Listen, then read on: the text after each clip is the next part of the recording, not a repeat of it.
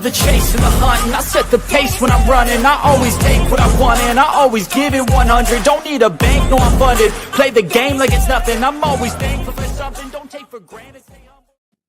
Oh my goodness, we're late at night, people. We are late at night. Welcome to LRFC. Hopefully you can hear me. Hopefully you can hear me. It's me and Uncle Ross. We're doing a night shift, as the comment says.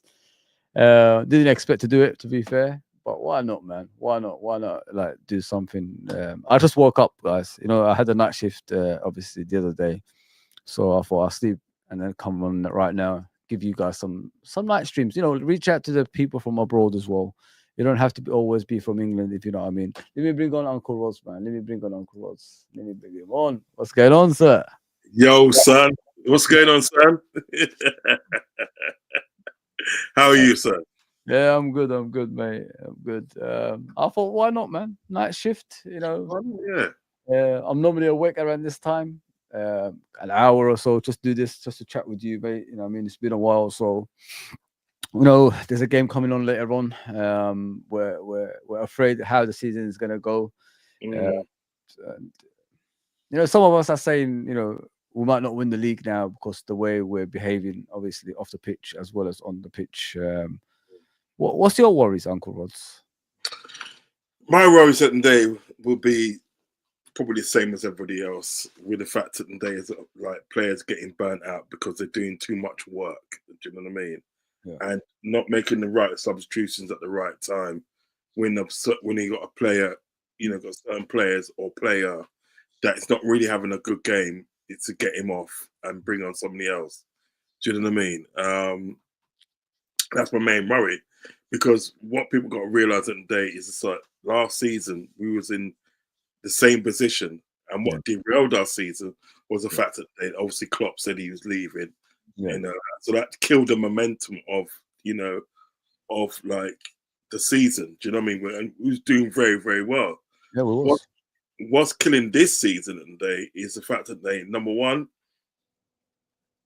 the contract situations. Do you know what I mean? The contract situation is really killing sort of like we don't know whether the players are coming or going, and it is affecting the performance, because he's got all the he could get all the speculation around. I mean, Trent is the main one. You've got speculations about now Virgil again, because the Saudi things come back up again. Do you know what I mean? Mm-hmm. Not so much as Virgil, but like it's all that inconsistency with sort of like, you know, with, you know, like the players that's brought up all this, you know, bad play. We've had 4 draws, haven't we, so far? Yeah. We've had 4 draws. We drew against Newcastle, Fulham, Man United, and then we drew the other night against Nottingham Forest. Do you know what I mean? So I do think at the day that, like, when you look at the aspect of it, the contracts are playing a good big part. Mm-hmm. And the fact that you sprinkle onto that the fact that it's like, you know, no disrespect to Arne Slot as well. Mm-hmm. You know what I mean? Because like, I don't hate the guy. You know what I mean? He ain't done nothing to me, so how can I hate him? Exactly. But I think his lack of experience is showing in certain games. You know what I mean?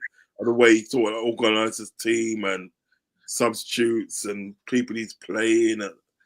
It's a bit inexperienced, because I think at the day Ryan Gravenberch is playing far too many games. Too many games, mate. Too many games. And you know what it is, Uncle? Sorry to interrupt there. Obviously, we're going to discuss it here. We talked about it before. Let me just go in the comments. Obviously, we've got Mr. Sean in the building. He's saying, "Hey, folks. How do you say that? Siono from AKMLFC, please." Yeah, Shauno. Or session. Shauno from LC, AKMLFC. How are you all doing? Fed up of the transfer window? Yeah, January transfer window. We're all fed up, bro. We're all fed up. You know what I mean?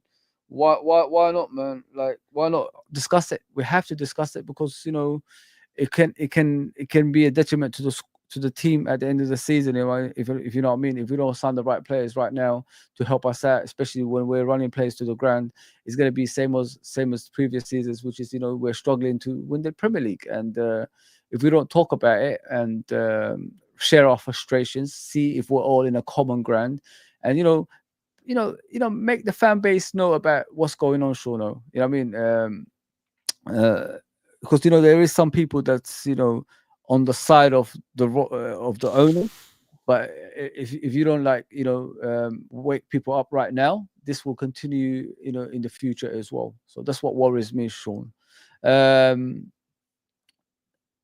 are you saying here? Late night shifts, yeah. Why not, man? Well, we got nothing to do. Uncle Ross in the house, of course. He says, what kills our season year in and year out is the squad depth and not window to strength where needed. You're spot on, bro. That's the problem. I mean, we're staying awake every single time, hurting. We're all hurting, aren't we, Uncle? If you're not hurting as a fan, then there's something wrong with you. If you know what I mean. I was telling Uncle Rods earlier, us older fans should be just watching Liverpool right now. We should not be stressing out at age. We should be, just enjoying the club the way it is. But we have to come back some way, somehow, to remind people what this club is all about, which is winning championships, and we're forgetting what we're at, what we're all about. That's the problem. Liverpool Football Club is one of the biggest teams in the world, and we don't want people to forget that, and we want the next generation to remember that and take it to the next level.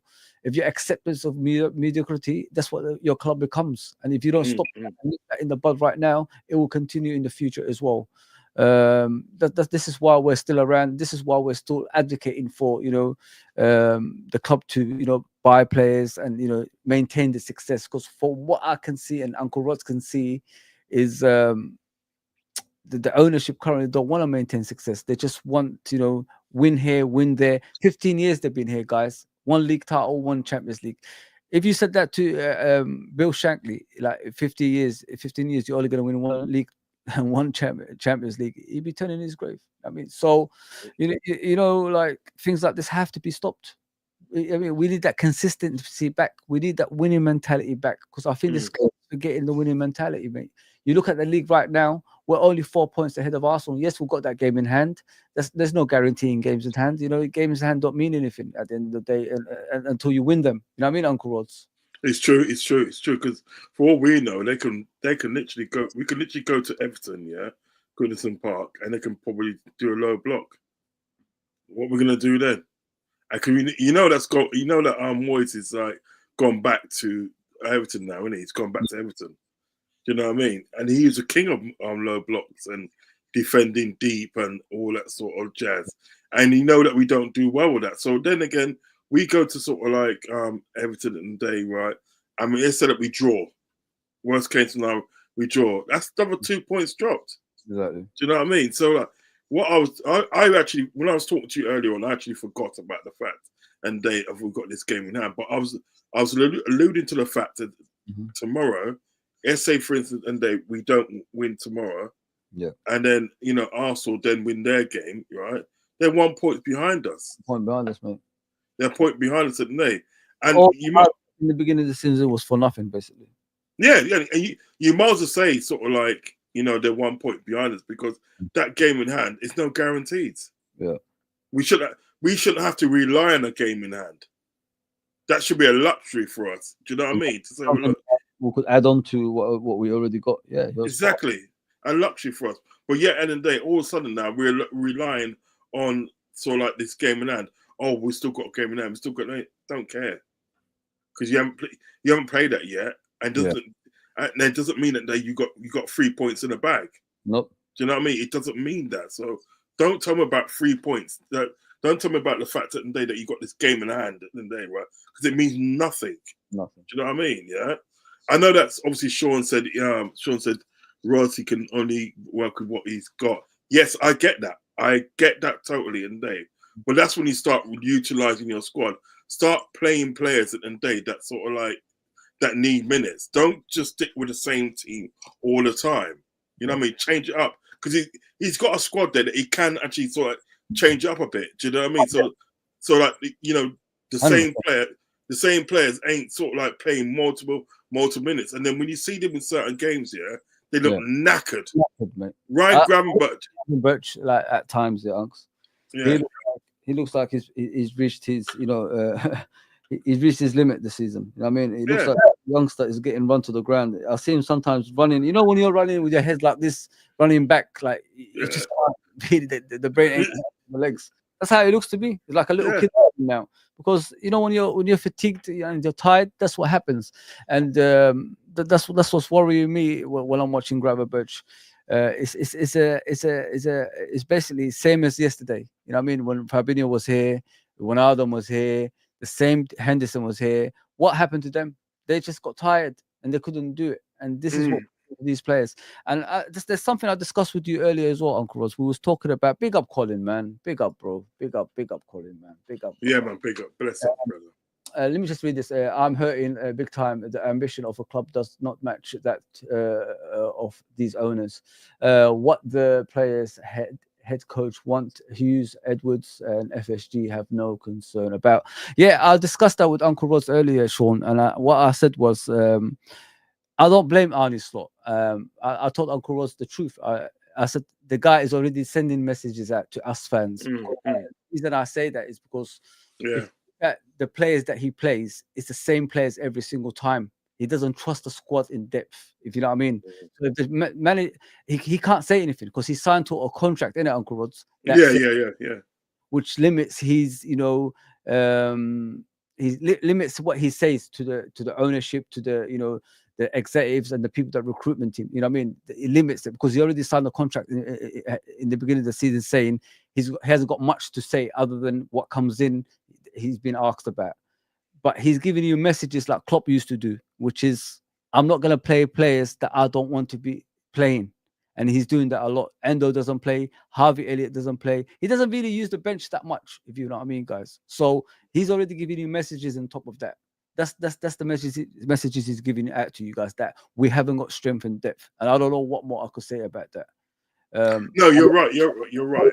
I'm never going to fault him because, first of all, the club is a big club. He's coming to a big club. He's doing pretty well. Don't get me wrong, guys. He's top of the league. Should be way clear if we had that little bit, more ambition in the summer and got players that's going to, help the team to get us further away from everybody. Then we could give him all the praise. But now it looks frightening, man. And like I said, he's giving you messages. He's already. Do you agree, Uncle? No, I agree. I mean, obviously, the situation today, he signed a contract with a club that he probably knows at the day that what's going on there. Do you know what I mean? So yes, at the day he can't say nothing. You know what I mean? That's why I'm saying it. And they sort of like with the squad it is, and you have to be doing what's best for the team, not best for yourself. Yeah. Do you know what I mean? I mean, I know that fact that he probably doesn't trust sort of like Endo too much. He probably doesn't trust Elliott too much, and so on. But that's a you thing, you know what I mean? Right? Yeah. We're talking about a club thing, right? And what's best for the club. So what's best for the club at the day is that you utilize your squad and use these players to your best advantage. Because that's all you got at the moment. You're not going to get anything else. Do you know what I mean? This is all you've got. So you might as well use what you got. That's like Sean said it, and they use what you got. Do you know what I mean? That's what I'm saying. And he needs to switch it up a bit more, because he probably knows that he's not going to get he's not going to get any targets at the day that he wants. He probably knows that, because I'll tell you something. If he was going to get the targets that he wants, yeah. If that was the situation, I'll tell you that guy that Reinders, that's with AC Milan, yeah, he will be at Liverpool. 100%. And you'll find out you have Reinders and Gravenberch in midfield in the day, and them two midfield work. They work, yeah. But he knows that he's not gonna get to that. Do you know what I'm saying? Yeah. So I'm just saying that right. Obviously, you've got this team here, and you've got certain players that you're not playing, and you should play. Do you know what I mean? You likes of like Conor Bradley, and you should have brought him on more sooner in that Man United game than what you did. You brought him on for what? Like, was it 17 minutes? He worked about 17 minutes in the end. He done more than and he done more than Trent. But you know what I mean? When you look at it, he could have done. He look at it, and we could have got 3 points out of that. We could have literally got 3 points out of that. If you brought him on earlier, yes. If you brought him on earlier, so like it's just like you have to know what you to do with a squad. You have to have that experience to say, like, right, you know what it is today. I may have a little squad, but I'm going to play like a big squad. You Yeah. understand? You know what I mean? You know, so he knows he knows what the coup is. He knows exactly what it is at Liverpool and that, right? Because he signed up to it. So if you signed up to something that you know what it is, yeah, you certain day will use what you got to the best effect. Do you understand what I'm saying? Use to the best effect, and he can do that. He can do that. Yeah, you're spot on. You're spot on. As you can see in the league, guys, you know, like we're not too far ahead of Arsenal. 4 points clear. Obviously, we only lost one game, and it's a worrying sight. It's a worrying sight compared to what we was looking at before. You know, many of the teams have given up. You know, I mean, they thought Liverpool was going to run away with the league and you know, win it. Unfortunately, we're drawing too many games. Obviously, we're not losing games. We're drawing too many games. Majority of the time, the draws are like a loss, and that's what's worrying. You can't draw to the likes of Man United and Fulham at home, guys. I'm sorry. Like, if you want to win a league title, you have to get that over the line, and we haven't done that. This is why we're at this stage. Brentford away today. It's not going to be an easy game. It's a 3 o'clock kickoff. They're going to be up for it. Everybody, all the fans are going to be there. You know what I mean? You know, Saturday football at Brentford at 3 o'clock. It's going to be difficult. I mean, it's not going to be. They're not going to give you points. You need to fight, and this is what we're experiencing on the pitch at the moment. We're struggling to open up teams that we should open. We're already saying these teams are good teams. This is good. You know, like, I'm tired of hearing things like that. I don't know about you, Uncle Rose. When I'm hearing like Northern Forest, if you keep saying we've got world class players, surely to God they should know how to play against these teams. You know what I mean? If Nottingham Forest can defend the way they did, why aren't we defending like the same then? You know what I mean? Why are we giving chances to Nottingham Forest? You know what I mean? How did they get that goal? It's just madness, guys. Absolute madness, like the way we speak about, you know, team opponents and all that stuff. If Nottingham Forest is a great team, then everybody else is. So we might as well just concede to every game that we play, Unks. Give up, you know? Just give up. I mean, no, it's true. It's true. I mean, I think sometimes we give too much credit to the other team. Do you know what I mean? I don't know if it's to make us feel better that like or of the result, like, you know, if we lose or we draw, I don't know if it makes us feel better to say that, but I think we give far too much credit because you see, even analysing that game with Nottingham Forest at the day, right, that would have been a perfect game for Jayden Dance to play. That would have been a perfect game for him to play. Do you know what I mean? Because you got a young kid, that's a striker, right? That's got no fear. He's got no fear. He's got no fear, and so he's going to get in there.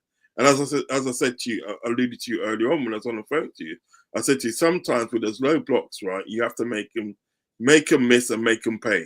Yeah. You have to do that. Do you know what I mean? You can't be taking a long shot and expecting it to go in. Sometimes they feint to take a shot, right? The defender commits himself, right? Then you take your shot. Do you know what I mean? And you're more likely to get like probably like a handball, get a penalty. Yeah. Or you could be lucky and then it goes in the back of the net. Do you know what I mean? But you got to do something different. Instead of pass, 100 passes at the day and he still don't score. Yeah, it's true though, isn't it? It's just like, you know, it's when is it going to go in? It's like you driving with somebody, and they're driving, right? And they tell you at the day, sort of like, yeah, they know where they're going, but you don't, you know that we're lost. Yeah. You know that we're lost, and they're taking a left turn, they're taking a right turn, and this and that. And you think to yourself, are we there yet? No, it's just up here. Are we there yet? You know what I mean? It's like, you know, you're taking all these, you passing about 100 passes, and you don't get nothing out of it. You know what I mean? It makes them say, try something different. You know what I mean? Yeah. See, this is what I was saying. Like in these games now going forward. Trent should be doing this. You know what I mean? I don't want him to do this. You know what I mean? We can't do this. Yeah. I'm tired of this inverted shit he does. It doesn't work. We don't create chances. It doesn't even affect the game. You know what I mean? Why don't we support each other in that way? These two, Salah and Trent, need to do this. These arrows are put up there, mate. Because I'm sick to death the ball going over the top every single time and leading to chances for opponents. It goes here, they cross it in, and they score a goal. Every goal that we can see is always from the right side. Even the Chris Woods goal was from the right side because at the time, let me actually put the starting lineup that played against Nottingham Forest. So it was like this, wasn't it? McAllister's somewhere there. Sorry, guys. Let me just put everything together. Yeah, do your thing, man. I just want to give you an example, like what's happening in the games, guys, and what worries me at times, and what worries Uncle Rods and everybody else, because it's the same stuff in a different game. We're not learning from it, and you know, it cost us. It cost us at the end. So with Diaz as well as a striker, listen, it's a genius move putting him up there. But the thing is, he's not consistent enough. So you only can put Diaz in certain games to play as a striker, which is when they got a defender that's tall, you know, that hasn't got a running ability. If you know what I mean. And you could turn him, you know, mobility. Basically, mobility is important, if you know what I mean. But let me read the comment as I go along, mate. Brentford going to be a difficult game. We are weak down the flanks, not clinical enough in the final third. The only centre forward that's clinical is injury prone. You're spot on. You're spot on, Sean. Yeah.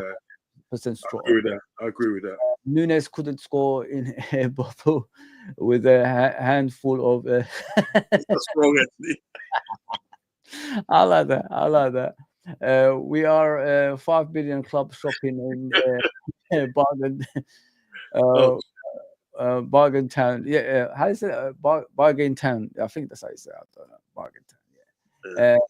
A new head coach not given a transfer key to add to add his touch to the team is embarrassing, bro. It's absolutely. It is. I agree with that. Colin says need to start being more compact. You're spot on, because I'm going to discuss it as well, bro. This is why I brought this tactical board over here, just to show you what we need to do, Colin. Because honestly, I agree with you. I think we're too far apart. The midfield is too far from the defense, and the attack is too far from the midfield. You know what I mean? We should be more congested. We haven't got the ball mainly. I mean, the problem is, we haven't got the ball. Everybody's all over the place. There's no players next to each other. And this is why we concede a lot of chances, if you know what I mean, brother. But yeah, keep the comments coming in, guys. I can't believe people are here. I'm shocked, Uncle Ross. You know what I mean? Yeah, we seem to be playing too open now for whatever reason. Let me say something about that, bro, Colin. Sorry about the reading sometimes, guys. I'm not good with this, you know, slangs. I'm not very good with that. I apologize. Colin, you know, the issue that we face sometimes with this football that we're playing, we don't. It's what Uncle Ross said. Arne Slot hasn't got the experience of the Premier League, hence why he needs people that have the experience of the Premier League next to him to help him out. You know what I mean? This is where the experienced players come in. This is where the experienced coaches that know the Premier League come in, and he hasn't got both. Both haven't come together. So the players are there that's experienced success, but how much do they know about coaching, the coaching side? That's another thing. He should have brought someone that knows about the Premier League next to him. Then he would have guided him through, you know, difficult stages. If you look at the Premier League, there's the first half, open, expansive football. Everybody's going out attacking, and nobody cares about defending because they just want to find their way in the Premier League. And there's a second half of the season when everybody has something to play for, which is, you know, finishing, you know, in a higher position in the Premier League. The higher you finish, the more finance you get.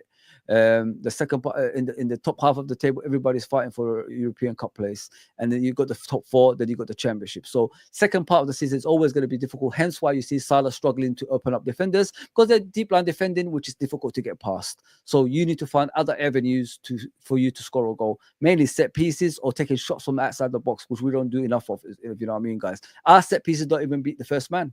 You know what I mean, guys? Our set piece doesn't beat the first man, which is embarrassing enough. Robertson can't even take a set piece, guys. You know what I mean? And Trent, who's supposed to be the set piece specialist, is struggling to even, you know, beat the first man as well.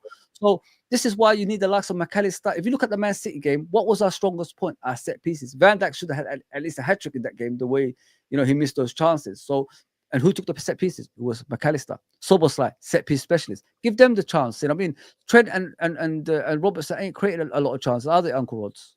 No, I'll tell you who would have been a good number 2 for Arne Slot, yeah, right? I just thought about this, right? Probably Gerrard would have probably been a good number 2 for him, you know. You think so? Yeah, for number 2. I'm talking about number 2. But here's a guy. I know he didn't do too well in the Premiership. I know that. I know he didn't do too well, right? But here's a guy that knows about Liverpool inside and out, and he has got some experience at the day in the Premiership. You know what I mean? And he's probably been in a situation that he knows what he's done wrong the last time. Do you know what I mean? So he can add experience. Because when he was talking about sort of like that Arnie Slot hasn't got somebody with him that sort of like that's got experience. Do you know what I mean? Yeah, the two, like, you know, the players and obviously the coaching staff. It got me thinking to the fact that the day, right? Maybe that could be a part of a big problem in what sort of Slot's doing or what Slot's is going to do. Do you know what I mean? That if he had somebody in the day that, like, A, and then they knows the club inside out, B, and then they knows the Premiership, he might be doing better. Because you know what it is at the day? Gerald would have probably advised him and say, look, you know what, at the day, Trent's not really having a good game against these guys, you know. I think you need to take him off. Do you know what I mean? Right. That's what number 2 is there for. If I was the head coach and look, you know what, this ain't going right and that ain't going right. Let's try this. Do you know what I mean? Yeah. You know, maybe he does need that sort of person and that's got Premiership experience and to a lesser degree in the day has got experience in the day with Liverpool Football Club. Because remember in the day he was a player and he also was a coach for the under-23s. You know what I mean? So he's got that experience. But you know, I object to that. You know why I say that? Because, you know, when things go wrong, people will start saying, let Gerrard take over. You know what I mean? Things like that. You need that stuff. You need someone else that's, you know what, let Klopp down. Pep Linders. You know what I mean? Pep Linders always wanted to be a number 1 coach. That's why it hasn't been the same. And you don't want that around that. You need someone next to you that's happy to be a number 2 and doesn't have the ambition to be a number 1. I mean, because that's more secure than, you know. I don't know. I really don't know. There's a lot of people around Liverpool Football Club that could have been a number 2. You know what I mean, I can't give names, but there's always someone there. You know what I mean? We had Phil Thompson in the past that came in out of the blue. So you can have the kind of coaches around the club. You know what I mean? Listen, English coaches, whoever is available, you could have just taken, you know, any of them in it. So would you have someone? Sorry to cut across you. Would you have somebody necessary that played for Liverpool or didn't play as long as he knows the club, he knows the Premier League, sorry, it'd be easier. You know what I mean? As long as you know the Premier League, that'd be wonderful in my opinion, brother. Right. Let me see what he's saying here. Have to start the game well. Can't go chasing the game in the second half. I think we've got to be more professional, more cautious, more, you know, positional. You know what that's what I meant to say, Sean and Uncle Rods. The issue that we have in games is positional awareness. We don't have enough of that. If you look at the goals we concede, guys, let me show you on this thing. I know I keep going back to the goal against obviously with Chris Wood. Yeah, sorry guys. I'm not Sky Sports, but I could do better job than them. Let's just better than Carragher. Let's just put it that way. I know it. So what happened was in the game, they were all here. I saw McAllister here, somewhere there. Konate came forward. Trent was about here. And let me bring someone in for obviously the other team. Just say anyone is Chris Woods. What number is he? Is he 9? I don't know. Let me just put this is Chris Woods. I think he's number 11. So Chris Woods was here alone, guys. Yeah.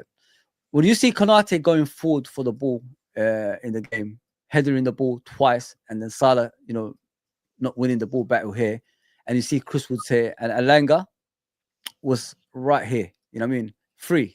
Everybody was up. Uncle was like this. Yeah. I mean, and Trent. The issue that I had with Trent in the game, because everybody's blaming Van Dijk. Obviously, sorry, I don't know what he's here for. People are blaming Alisson, because Alisson, if you look at the goal, he dived too late. That was the problem, in my opinion. How do you dive too late, man? I mean, you need to dive on the guy before he takes a shot. Just stop it. It's just mad. So what happened was Konate headed it. It was actually Chris Woods that headed it first. Yeah, the ball found Konate here. Headed it twice, went to Salah, and then the ball found its way to Alanga. Alanga, is that his name? How do you say his name? Alanga, yeah, he was Alanga, yeah. Trent at the time should have been position awareness. He had no position awareness, mate. He was looking at the ball when the ball was here. By the time the ball went down this direction, he was still here. You know what I mean? Yeah. What I say is, do you know why Man City always succeed in the past and why they're struggling right now, Uncle? Yeah. Let me take all this stuff away. Sorry, guys. Let me just take. I don't need all this stuff. The reason Man City used to do what they used to do back in the day, guys, is because when the ball used to go over the top, Kyle Walker was already there covering. You know what I mean? The ball over the top, Kyle Walker used to sweep up everything. Why are Man City struggling nowadays? Is because they haven't got that Kyle Walker that used to do that anymore. Do you get what I'm saying, Uncle Rods? Yeah, that, get you. That doesn't exist at Man City anymore. This is why this is a weird Man City that we see nowadays. And then you look at Edison. Why is Edison struggling? Because he's facing a lot of shots now, which he wasn't facing before.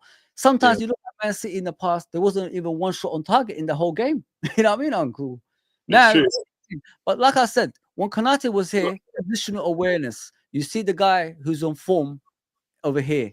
What Trent should have done is, like every right back that's clued on, that's got a brain, you'd be right in front of him and stopping him, obviously scoring the goal. Didn't do that. By the time he realized Chris Woods was already through on goal, hit it with his left foot. Alisson dived late. If you look back, guys, look back at the goal. He dived, and then he went underneath his arm and he scored a goal. But like I said, guys, the most important thing in football is positional awareness. A winning team, they work as a team, they gel as a team, is a unit. You move this way together, you move that way together. You move this way together, you move that way together. We don't do enough of that. This is why I'm afraid of this league this season. We're going to lose it that way because we're not working as one. If you know what I mean, Uncle Ross. Well, do me a favor, take out sort of like them Nottingham Forest players. Take them out. Them out. Put back in the 11 at the day of Liverpool, and I'll show you what should happen. You put like 11 of Liverpool. You know what I mean? And in their positions, you can have like spots like there, grab there. I like this thing actually. You got it, and you got gap on the left, innit? Hang on. Gap on the left. Diaz is a striker, isn't it? Diaz is a striker and gap on the left of me. Right. So what should happen is this, right? Without the ball, if we haven't got the ball, so Bosley goes there, yeah. So Bosley goes back, yeah. This is when we haven't got the ball, you're talking about, yeah? We haven't got the ball, yeah. We haven't got the ball, so we'll go back, right, yeah. Gappo tucks in, yeah. Back in, tucks in. So like he goes like in front of McAllister. Goes in front of McAllister, and Salah and Ende goes in front of Gravenberch, and then we just leave one man up. Yeah. So it's all narrow. So really and truly, if they start coming through like that, right, we can sort of like block them off as it's coming through the middle. Because most of them come through the middle, and obviously if you come down, try and come down the right side and everything that. He's gonna come here, isn't he? He's gonna come here across here, and Salah Gravenberch will come across there. Double up in every position, you're saying? Yeah, so you can literally double up in every position. Literally double up, so they ain't gonna get a chance. That's without possession. Yeah, you know what I mean. So if it's two on the right, if Salah misses it out, you still got Gravenberch there covering with Konate and And basically, if we get the ball, all out like this, you mean? And he could, if the ball goes behind him, he could just come back. You know what I mean, and help out in this area as well. Off the ball, and what happens at the day, if we get possession, we can kick the release Diaz at the day, right? And Diaz at the day has got pace. He can run and hopefully score. Because what will happen at the day, them two will come up and support him. You know what I mean? But when we ain't got possession in the day, right, what we should be doing, we should be tucking in narrow. Tuck in, man. Do you know what I mean? Just tuck in and sort of like stop these balls going through. Just talking about Solo, man. The reason why I'm quiet. I like it though. I like it. It's good. You know what is it? The reason why I'm quiet, because I'm listening to what you're saying. What you're saying is like it's facts. You know what I mean? You know. But without a possession, we need to be compact, and block up that midfield and everything. That right? That means that they sort of like, you're attacking players and then they tucking in the day, right? So you can actually double up on players, double up. If you have to treble up, we'll treble up, and from that, right? But we have to stop their attacking them from that and have an easy release. It's not what Colin says, isn't it? Look at the congestion. I mean, compact. Look at how compact it is. It's off the work. It's beautiful. Look at that now. Who's going to get through that? Where's the gaps, guys? Explain to me. Where's the gaps in that? I mean, this is off the ball. Well, we haven't got the ball. If we all, Avengers assemble, you know what I mean? If we do something like that, look what we can do. It's true though, isn't it? But that's perfect. That's perfect, isn't it? Because they can't get down that way, because at the end of the day, you're going to buck into sort of like Robertson and that. And if Robertson don't stop you, McAllister will stop you anyway. Exactly. Do you know what I mean? You know, same with that side as well. Do you know what I mean? And then you've got the easy release of of Diaz, and they can just knock one ball to him and he's away. And then everybody comes forward then now because you're in attack. This is what Uncle Roz, obviously you're saying, like when we haven't got the ball, everybody drop back like that. Make it congested as possible, as Colin said. But when we got the ball, you could go back to that formation, which is, attacking with force. You know what I mean? One of you guys stay back, like if it's McAllister, Gravenberch go forward, support Soboslai. That's like, look how many people are attacking, 5 people. You know what I mean? Yeah. That is brilliant. You know what I mean? Because if you have 5 people in the box and, Trent overlaps, puts the ball in the box, you know what I mean? Or Robertson, then you've got how many people there? There you go. 5, 6, 7. You know what I mean? So you can't, we could do things like that, but it's off the ball work where we're facing the issue comes from, guys. We don't do enough of it. And the positional awareness is the issue as well. If you're winning championships, you have to be alert at all times. You know what I mean? And, like I said to you, Uncle Rods, there's a lot of issues off the pitch that we're facing. And now, like on the pitch, we're doing the same thing. Contracts should have been signed, you know what I mean? So we don't have to worry about certain things. And, we should have made right signings to help out these players. And if we will win the league this season, I honestly think, we all have to go to Anfield and have our own little protest against these owners, because they're not interested, man. They're not interested. But I like what you said, mate. This was a beautiful thing, what you just said. Like, when you haven't got the ball, off the ball work counts always, man. Always counts. And this is how you can go. I'm resigned to, Endo coming back into the team as well. I don't know if you agree with me with that one, Uncle. Like, I think at the end of the day, every top team needs a destroyer. Yeah, Uncle, one second, before you go on. People, please hit the like button, hit the subscription button. You're not going to get anything like this anywhere else. I mean, me and Uncle, we're in depth, talking about this. We're early in the morning, hours in the morning, in England. We're not abroad. We're in England. We're trying to give you the best content possible. All you have to do is subscribe to the channel, subscribe to Uncle Roz. You can see his link on the actual headline, on the name of the stream. And just help us out, man. We're not asking for much. We're here more or less every day. This is my second stream, obviously. I've done one at 2:30 in the afternoon and doing one now. I don't get anything for it. I just want to enjoy football and give you the best content possible. So please do me a favor, just hit that like button and subscribe if you're new as well. We're on the road to 3,000. Let's get there as soon as possible. We will do a lot of things on this channel. It says it at the top. If you look at the channel, we'll do watch-alongs, we'll do chat shows, we'll do previews, we'll do reviews, we'll do panel shows. We're going to start doing very, very soon as well. So back to normality, as I say. Hopefully after the game tomorrow around 10 o'clock, we're going to have a panel show just to discuss the weekend games as well. So hopefully we'll get a win and Arsenal lose, by the way, as well. Abdul, I'll see you, mate. I'll see you, Abdul. I know what you're trying to do, mate. FSG in, you're saying, you criminal Arsenal fan. That's cool. Look what you're saying to me, mate.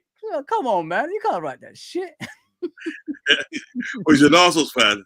Yeah, man. He's a wrong one, man. He's a wrong one there, man. That's a wrong one. There you go. I trust them to keep Pool at the top 4. That's all they want. At the end of the day, you are right about that. We agree with that one. They do want top 4, and that is it. That's the problem with that ownership. But you know what I mean, Uncle. Like, this is a good thing you're saying. Yeah, this is a good thing. But I want to ask you for this game before we go on, because I've done my own lineup. If you guys go back 2 streams, you see my lineup on there. In the 231, it was JK's lineup. I want to hear Uncle Rod's lineup in this game, but we're going to read the comments as we go along as well. Let me know when you want to read the comments. People are talking about the goalkeeper. They're saying it should be Kelleher. That's what I've heard. A lot of people are talking about that. I think that's a bit rash. I think that's a bit rash to sort of like, you know, obviously bring back Kelleher. I will still save Kelleher for the you know, for the cup games, and I will still just do that. So my choice for tomorrow would be Alisson, because he's still the best goalkeeper in the world. For me, he's still the best in the world. You know what I mean? Yes, he's had a few blips and everything, but that's what world class people do. You know what I mean? They have their little blips and then but it's how you come back. You know, it's how you deal with that sort of like little blips and that. And I just think Alisson's going to be the man for the job tomorrow. Save Kelleher and then day for, you know, for A, you know, if Alisson gets injured, or B, and then sort of like for the cup games. You know what I mean? So Alisson's my choice for goalkeeper tomorrow. Okay, man, no problem. Sean says so frustrating we are playing. It's like doing all the groundwork to pull a girl and get her to your room and still come out with a virgin. Okay. I don't want to keep going on. I'm not all about that stuff. I can't say things like that. But it's funny though. It is funny though.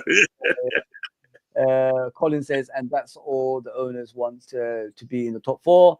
They only act when that comes into jeopardy. Yeah, you're spot on, Colin. I've always said that top 4 is their priority. The only time they sign players is when we're at the top 4. Like many of these guys say, to be fair. Yeah. Wow. Yes.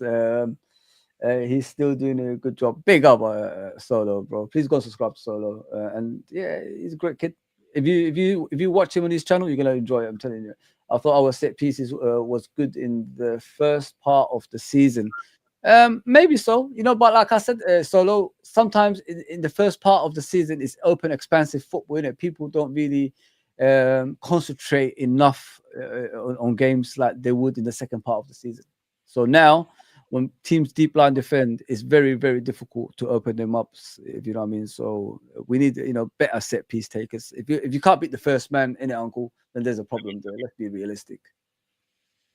Yeah, true. In fact, Newcastle has a good number 2. Newcastle has a good number 2. Yeah. I don't really rate him. He's all right. He's not the best thing I've ever said. Smash the like button, people. Appreciate that. Lindes was responsible for the inverted Trent nonsense, in my opinion, and Klopp allowed it. Yes, you're right, Colin, because he copied his role model, which is Pep Guardiola. I mean, it's not an idea that he just come up with like out of the blue. He's copying Pep Guardiola, his namesake. That's what he's doing. But now you see him, he's without a job. I warn people, don't trust this guy. And I did say, in my opinion, he will get sacked. Didn't I say that, Uncle Ross? No, you did. It said, don't trust him. He was going against me. I said, trust me, he will get sacked. And what happened? I mean, come on. How do you struggle with Salzburg, guys? Think about what I'm saying. Salzburg, a team that always finishes in top, finishing second. That's as far as they go. Like 8th position, 7th position. Yeah. It's a nightmare, man. Absolute nightmare. But yeah, who's going to be your right back in the game, brother? I'm starting with Bradley. No? Yeah. Wow. Bradley. You had enough? Why? Explain, Unks. Not the fact that enough. I think like Bradley is that type of defender that you need in this sort of game, because he holds his position, yeah, and also he doesn't mind a good tackle. Like I'm talking about a good old-fashioned tackle. Do you know what I mean? Yeah. You know, and I think we got a making of a great player there. Do you know what I mean? As I said, my only problem with Trent is the fact that he doesn't hold his position when he's supposed to. Yeah. Do you know what I mean? He's too worried about. He's too concerned about this inverted thing. Even when he knows it's not working. Yeah. He will invert. Do you know what I mean? Yeah. So I will start with Bradley. And obviously, yeah, you bring on Trent a bit later on. Do you know what I mean? Yeah. But I will start with Bradley in, and they just to sort of like get that defensive stability in that team. I mean, you know what I'm saying? Because I wouldn't say that Bradley's a better player than Trent. No, I'm not saying that. Yeah. But I say defensively, he is better than Trent. It's the effort and commitment, isn't it, you're looking for? We've got put it this way. What be serious, basically, yeah. All right. Would you ever see? Right. I know that we shouldn't go on about it, but would you ever see Trent pulling a tackle Nope. on Mbappe like I Bradley did? know what you're gonna say. Nope, no chance. No chance. Exactly. I will never see Trent doing a slide tackle. I will never see Trent being aggressive in a game as well. I will never see that because he's not the type of player. That's why he struggles the most, because he's not aggressive enough, in my opinion.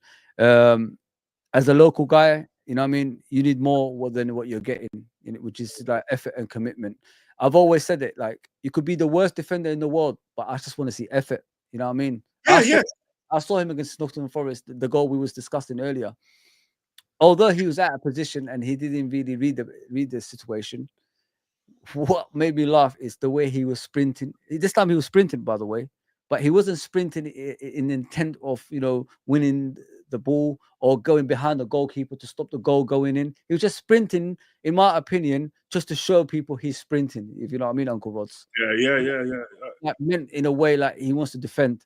He just wants to show people, like, who ask questions about him, jogging back and walking back, and you got to run back, you got to sprint back. Now he's doing that, but it's not with the intent of stopping a goal. It's just because he doesn't want people having a go at him. That's how I see it when I'm looking at that. Go look back at the goal, guys. He did. Yeah. First of all, he was out of position, didn't read the situation. He sprinted back to no man's land. That's 3 things in a row he did in the game. I don't need to explain it. Go look back.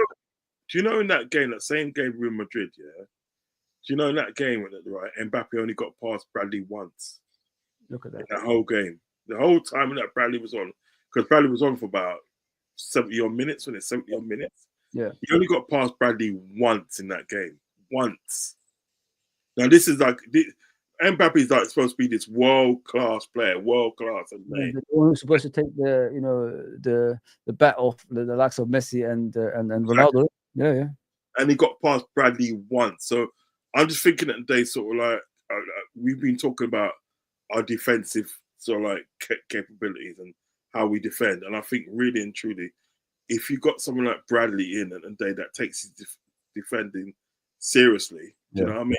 From the start and everything, that will set the tone of the game. Do you know what I mean? Set the tone of the game.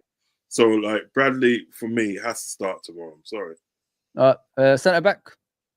Centre back, that's gonna right centre back's gonna be Konate. Has to be Konate. Even that he's a bit injured, he looks like he's struggling with the injury, but you still trust him, yeah? I still trust him because we haven't really got anybody else, have we? We haven't really got like of that sort of like caliber that we can put in that game. I know, we got Kwanzaa and that. Do you know what I mean? But Kwanzaa. He's good. I like him. I like him as a defender, but he has got a good few mistakes in him. So I think the day sort of like,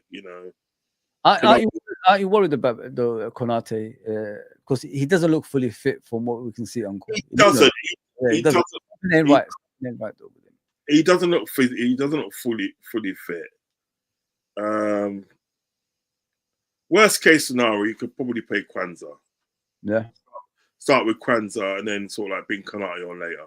But you stand by Konate for now, yeah? Yeah, I'll stand by Konate as a starter for now. With Virgil, what do you think of him at the moment, Unks? Like, his leadership and the way he is he struggling, or I don't know. I don't know what to make out of him. Like, the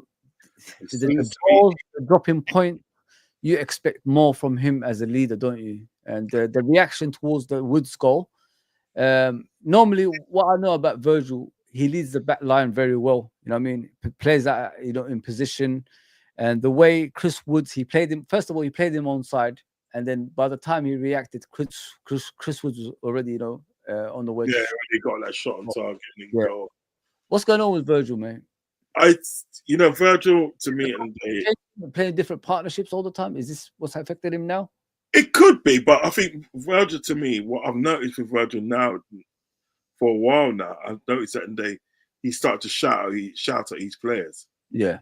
You know what I mean? That like him, yeah. It's very unlikely. Yeah, he's shouting at Konate the other day, telling him to sort of like get in position and so forth. Yeah. He was shouting at sort of like Szoboszlai. They was having an argument as well. Yeah. Because Szoboszlai's sort of like positioning was all off as well. Do you know what I mean? Yeah. So I know he's starting to get, like, from this season, he's starting to get more involved in the team. Yeah. And apparently, sort of like after the Man United game, apparently sort of like Verge and Trent had a bust up in the changing room, had to be separated. You know what I mean? Yeah. So I think he was literally telling him about his performances. It wasn't good enough. You know what I mean? Yeah. But so I still see him being more vocal now. As with, you know, some of the things that's happened, like the mistakes in the day, you have to put that down to being human, because I think certain times with Verge, he'll make a mistake or two, but then he'll make up for it in the game where he sort of like have a good one-on-one duel with somebody, or take the ball away from somebody, or do the sublime pass that sets up something for another player like Salah or Gakpo or so forth. Do you know what I mean? So he kind of makes up for it in certain games. Do you know what I mean? You know, that's just the sort of player. He's just a world-class player. But yes, at the end of the day, he has been guilty in a few games of sort of like, you know, even his position in the day not being proper, right, and letting in sort of like the opposition to gain advantage and so forth. But other than that, then he makes up for it in the game. Do you know what I mean? And stuff. So someone like Virgin, you will always have to trust him. Do you know he's an honest player, mate. He's an honest player. Yeah. I mean, do you know what I mean? He's one of those players that you just always have to trust him, because you know he's going to come right in the end. You know what I mean? He's going to do something in the day that's going to make you feel, yeah, man, that's my defender. That's my G. You know? No, you know, you'll literally say that's my G. You know what I mean? Because he's like that player. Yes, in the day he'll make the mistake and everything, and he'll probably be the first one to hold his hands up to it. Do you know what I mean? And say, look, you know, I messed up. But like, for every bad thing that he does, I notice he does like 2 or 3 good things. Yeah. You know what I mean? You know? So you just have to put your trust in him, really. Do you know what I mean? 100%. 100%. Colin says Ali's reaction have slowed, in my opinion. I just think it's after injury, bro. You know, goalkeepers can go until they're 40. So I don't think he's completely finished. I think with Ali, the issue he's facing, he's just come back from injury, and it's taking him time to, you know, get used to his position. You know what I mean? When you're out for a few weeks, man, I think it's been a month or something, like more than that, I think. So, you know, you're coming back to the Premier League in an important stage of the season. You know what I mean, Uncle? He's not coming to the Premier League when the, you know, was open, expansive football, you end to end, you keep clean sheets. Yeah, he's not. He's in an important stage, the difficult stage of the Premier League right now, which is the second part, and everything that comes at him is very difficult. What's upsetting is when he's in goal, the defenders don't defend as much as they defend when Kelleher's in goal. If you know what I mean, they don't take extra precautions. You know what I mean? Because Alisson is the best goalkeeper in the world. They say, you know what, we'll relax more. But when Kelleher is there, they're very, you know, they're very aware of positions, what they have to do, limit the shots on goal, and it's you can see it. You can see it in the games, man. They kind of like what it looks like to me with when you're talking about Alisson. It's like the players kind of take it for granted. Yeah, some sort of way take it for granted, but like, you know, because they know that sort of like, you know, Kelleher is probably not as good as him, and they were they're more switched on when Kelleher is there. Yeah, you know what I mean. Solo says, I think Endo Grav in pivot in certain games. Sobo in the 10. The only thing with Sobos is the only thing with Sobo, he needs to start scoring. He can't have a number 10 without goals and assists. You're spot on, bro. Yeah, I agree with you. You know what I mean? I think like he's been injured and he's just come back, or I think he's been ill as well. So now we see the best of him. I thought he was man of the match against Nottingham Forest, to be fair, guys. I thought like that's why the manager normally takes him off in it around 80 minutes or 70 minutes or something like that. But he kept him on because he kept on persisting, like trying to create goals and, you know, trying to shoot from outside the box. He was the only one that was doing that, actually, and he was winning the ball back in higher positions, wasn't he, in the game, Uncle Rods? Yeah. He was, to me, at the end of the day, he was putting in a shift. What I noticed at the end of the day, I mean, like, you know, because I do agree with what Sola said. I agree with that. But what I think at the end of the day is like he does like work extremely hard for the team. Yeah. There's no doubt about that. I don't, you know, like, you cannot sort of like doubt he's sort of committed the team. You can't doubt that. There's more to come. There's more to come. Trust me, guys. Yeah, the more to come. Things like Gravenberch and McAllister is talented. I honestly think he's the most talented out of the lot. It's just he needs to open up the rest of it. He needs to stop being shy in front of goal, because every time I see him when he's about to take a shot, he passes to Salah. You know what I mean? Yeah. He's got that fear thing, man, and it's not right. Especially when you know the player's got more quality in his game. You know what I mean? We need you to be, the difference in games, which is, taking shots from important areas, winning us games. You know what I mean? Doing something out of the ordinary. We don't want you to be someone who's timid that passes to, the biggest players in the team and all that stuff. Do your thing. But then again, Salah has to come into that equation as well. Salah has to tell him as a leader, mate, stop passing me ball in those hands.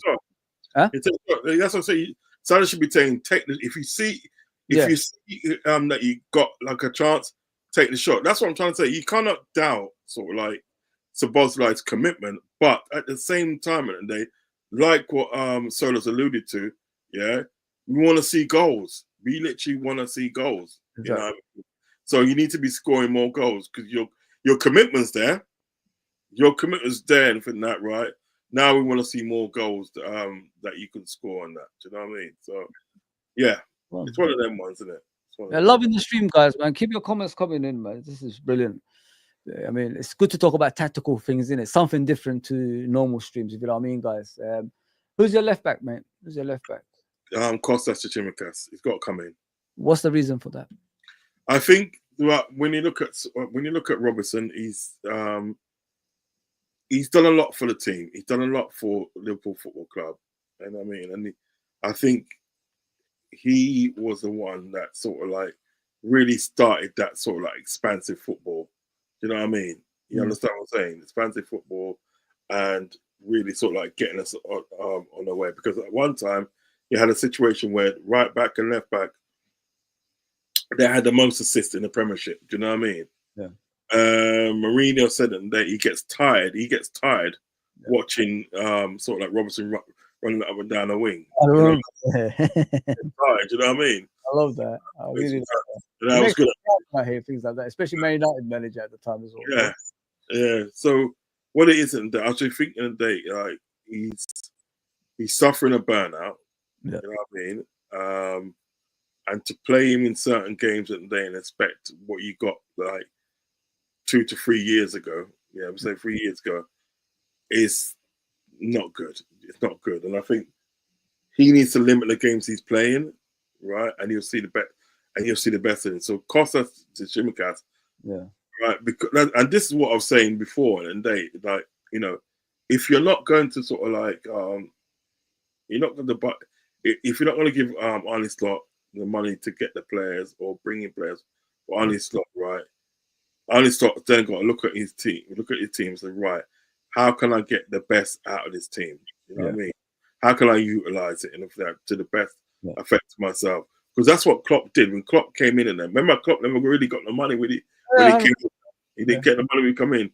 But what he did at the day, the players that he had, he kind of utilized them in a certain way, and that he can get the best out of them. Do you know what I mean? Yeah. His best friend was Adam Lallana, and Adam Lallana would run through a brick wall for him. Literally a brick wall. Do you remember that game? The best game that I saw that Arne Slot had, one of the best games, and he ranks top for me. Do you know what I mean? Right? Apart from obviously Barcelona one, is what the game of Radcliffe. I was frozen in there, shame. I'll come back in a minute, but what I'm saying, what it is at the day, sort of like, is that game against Norwich. Yeah, the game against Norwich, and when we won 5-4, and Adam Lallana scored that goal. Yeah, the last minute goal and everything that, and he took his shirt off. And he started waving above his head, didn't he? And he's running towards the dugout. And a cop was going, come here. You know what I mean? And they all was like cheering and dancing together. Norwich away. I remember that. Yeah, that was, to me at the day, that was the game when I realised at the day we've got a special manager here. Yeah. Do you know what I mean? So it's you have to utilise your squad. You have to utilize your squad. You know what I mean? With Simicast, do you think people are harsh on Simicast songs, like in regards to his performances? Because when I watch Simicast, I don't blame him. I've seen games in the past seasons, like he played really, really well. Like say Robertson's injured for about 5 or 6 games, and Simicast plays those 5 or 6 games, and he wins every game and all that stuff.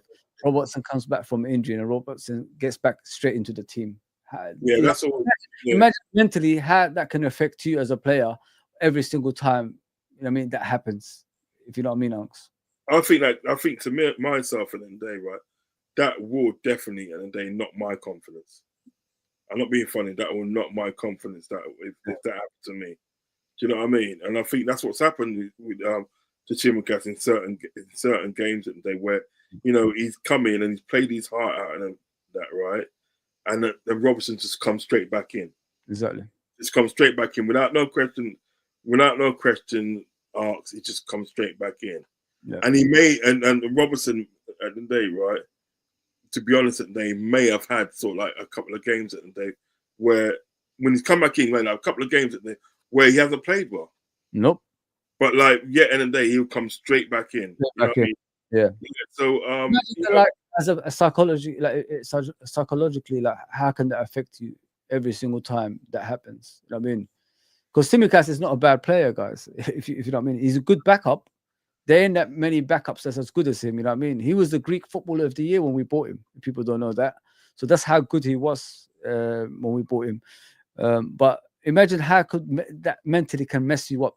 Uncle, go back out and come back in it. What I'm gonna do, I'm literally in the day, so like, I'm gonna go on my phone, yeah.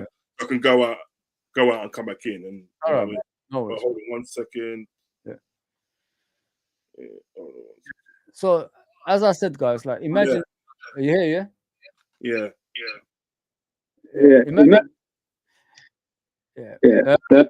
Landscape. Oh, one minute. One second. Come on, hurry up. That's it. Right. Cool. I'm here. Yeah. Karen, say it. You're saying. Landscape. Just make it straight for yourself. Turn the phone the other way. Oh, like round like that, you mean? Flat. The other way, yeah. Give me a second. Yeah, as I said, guys, like yes, man.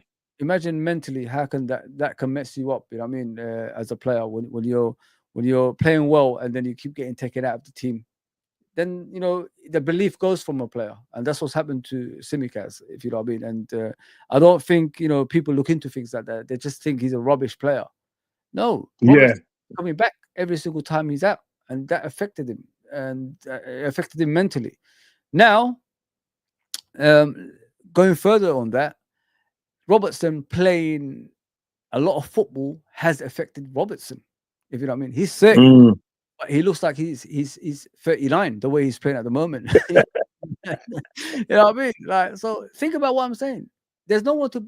This is what I say. Like, there's no harm in us saying Robertson ain't playing well anymore. You shouldn't be afraid to say. The legend at the club, he done brilliantly, but he's not the same. Robertson. When the ball goes over his head, he's already panicking. If you know what I mean, and that's. You see that every single time. He's either tripping himself up or the player's already passed him by that time and getting to the goal. So the only person that could be blamed for, Robertson declining is himself, because he should have let Simicast play more games than Simicast did in the past. Then if you had enough rest, you could have been playing, prolong your career in football. That's what I'm trying to say. And that's what's happened to Robertson. He wanted. Listen, I've got no issues with players that want to play every game and don't think about money only. Uncle, I think you need to turn down a bit. You could hear it's very loud. You know what I mean? I've got no issues with that. But in the modern day football, you need to find a way to prolong yourself as a player. And this is what's happened to Robertson. Robertson at the moment, I don't know if you agree with me, Uncle. He should be at the peak of his powers as a player. 30 years old. Look at Salah, 32. Look what he's. Roberts is 2 years younger than him, and look at the way Robertson is. I mean, so there's no one to blame but himself. And it's time to let the likes of Simicast start playing on a regular now. Yeah, let him cook, man. Because the thing is about it in the day, it's like look, he came in the other day and he crossed the ball and he put in a sixpence for Jota, and Jota headed it the back of the net. The goalkeeper was never saving that. You know what I mean? I don't care how good he was that night, he's never going to save that. Do you know what I mean? So this is the things that we're talking about. Do you know what I mean? That why Costa should be playing more of a part. He's fit now. He's not injured. So take advantage of that. And this comes down to sort of like utilizing your squad. Yeah, it always comes down to as well. If you know at the end of the day you're not getting a full backing of your owners, because he knows what club kind of club that he signed up to. You know what I mean? He knows he signed up to sort of like a club at the end of the day that's not really going to spend money and this and that, right? Well, then you have to make a good situation out of a bad one. Yeah, you know what I mean. You understand what I'm saying? Yeah, But I just don't think at the end of the day he's taking the full advantage of his team. no, He's not doing that. And to me, at the end of the day, that's criminal, because you've got like a lot of good players there. All right, look at last season. Yeah, last season we had 11 players out, didn't we? Yeah. We have 11 to 12 players out. Yeah. But what Klopp did, and I think that right, he utilized the whole team. I'm talking about the academy as well. He brought in players at the day, so like that we didn't even know. Yeah. We didn't even know. You know what I mean? Like, McConnell and all them sort of people there. He brought them mans in and said, right, you know what? Do your thing. Do your thing. You understand what I'm saying? And they did. And they won the cup. Yeah.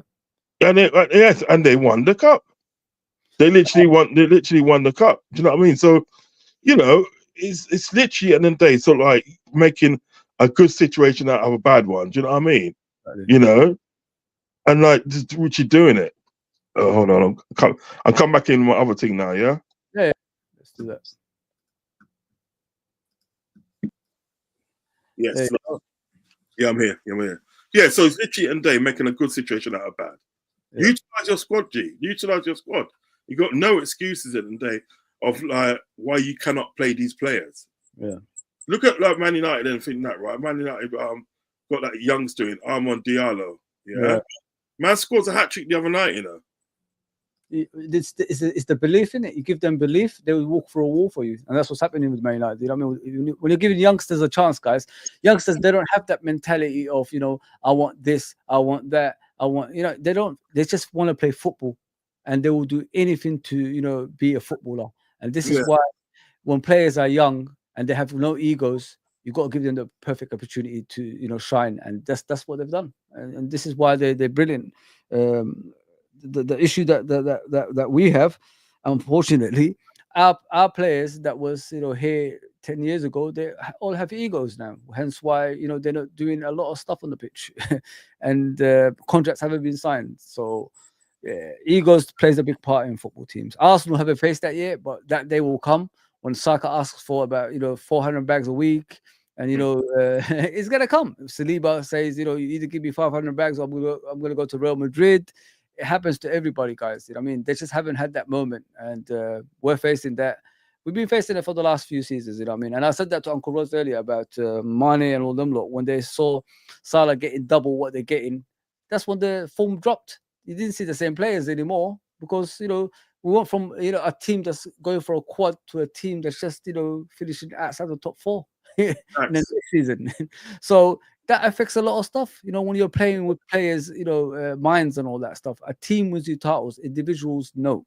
I mean, individuals can play a part, but if the team gels as one, you could be anyone in the world. And this is what we're missing. We ain't like that anymore. I mean, the together it's not the same as what it used to be. The thing is about it, I think that right, which kind of upsets me, is the fact that right. I watched the under-23s in there. We've got so much talent in there. Oh, we've got so much talent. It's unbelievable. And I'm just thinking, and some of these guys that they could actually get a start. You should be going down to the academy, watching the under-23s and picking people up there and say, right, you're gonna be playing this week. Do you know what I mean? Yeah. So what happens at the day, right, is certain players get a rest. Do you know what I mean? You know what I mean? Trey Leone should be playing. Dan should be playing. Yeah. Tyler Morton should get more games. Do you know what I mean? They never let the team down, have they? Yeah, they haven't let the team down. You got McConnell that day, which is a left back, should be getting games. Do you know what I mean? So, like, really and truly at the day, right? If you're not getting the reinforcements at the day that you require, you have to literally use what you got. Exactly. You have to do it. And I think that, do you know what I mean? And I think you put like Jaden Dan's in it, right? Give him a couple of starts in that. Before I think it won't be too long, right? Before Dan scores your hat trick. Exactly, man. Stop depending on Salah, stop depending on Gapper, and stop depending on Jota.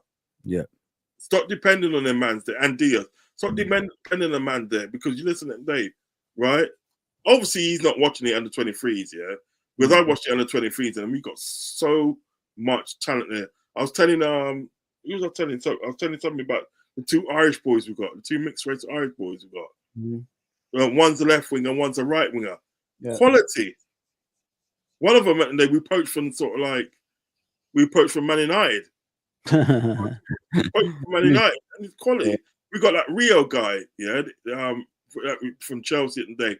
When he came on the other day, when he started against Stanley, and he looked good. Yeah, he did. Give him a go. He looked phenomenal, mate. Yeah, give him a go. And I think that. Give him a go. Give him 45 minutes. You know what? You're spot on. I'll tell you why you're spot on, because how did Kwanzaa come to the scene last season? By playing, and nobody knows what he does. You know what I mean? Yeah. When you surprise teams with players they've never played against, you get more joy in the game. You know what I mean? Because they don't know what to do against that player. They haven't prepared for that player. So giving these kids an opportunity from time to time, giving them a few minutes here and there, can be beneficial for Liverpool to score more goals. You know what I mean? Like look at Jaden Dans against Accrington Stanley. He didn't even play as a number 9. He played as a number 10, by the way, because Nunes was a striker. So he can drop off and play as a number 10. He got the ball from deep, took on a couple of players, passed it. I think it was to Chiesa. Chiesa took a shot. The goalkeeper saved it. Instantly, just finished it just like that. Yeah, he was there. Someone else hit it over the crossbar. Other players would hit it over the crossbar, but he didn't. He hit it straight at the goal. Yeah, straight hit the target. It's clinical finishing. It's clinical. It shows. So that's the but what I'm trying to say, I know we'll get to that and then get to that. Yeah. When you're talking about familiar and day, right? Yeah. For the first day and day, right? You're supposed to get yourself familiar with the academy. Yeah, you're supposed to wait. You know what I mean? Get yourself familiar with the academy, right? Yeah. And start saying it, and they say like, right, this player can come true, and that player can come true. Do you know what I mean? Yeah. There's a lot of players in the academy and that can really get minutes in the day in this first team. Really get minutes in the day, right? I'm just naming a couple. I've named about 4 or 5 players in the day that can get minutes in this team. 100%. So what happens at the day? It saves all like your first team players and everything that, right? What it does at the day, it saves their legs. Yeah, they're not getting burnt out too quickly, and because what we're at now, where the season is now. What an important stage, mate. We're at the business end, you know. This is the business end of the season. People don't know. They don't realize it's the business end of the season, and you have to perform. Do you know what I mean? Yeah. You know what I mean? So like, give the under 23s a chance, man. Bring them through them. Nobody knew about Conor Bradley. Nope. Nobody knew about Conor Bradley till Klopp brought him in. I thought, who's this player, Conor Bradley? And then he come in and he played that game and everything. And I saw the way that he's playing. I thought, oh my God, this guy's good. And then remember the goal he scored against Chelsea. Yeah. 100%, bro. 100%. Let me bring on Mr. Solo. What's going on, bro? Yo. Hey. I'm good, man. I'm good. I just wanted to come on because I was bored. You get me? I was watching you guys. I said, what am I typing for, man? Just go in the flipping room. Yeah. You get me? Yeah, man. Yeah, I agree with most of the things you said regarding Slat and all that. I agree with most of it. Maybe with the academy, talking about the academy, maybe he has to get more familiar with the academy. Yeah. That's probably what it is. Because with Klopp, Klopp obviously he was there longer, so he knew who to bring in. But with Slat, he needs to, in his second season, maybe he needs to start bringing in, looking at the academy for, for players, because I don't think this deadbeat team's going to bring in any good players in, the owners. Yeah. So he has to start looking at the academy maybe. But Dan's would definitely start for me. Oh yeah. I like Jaden Dan's.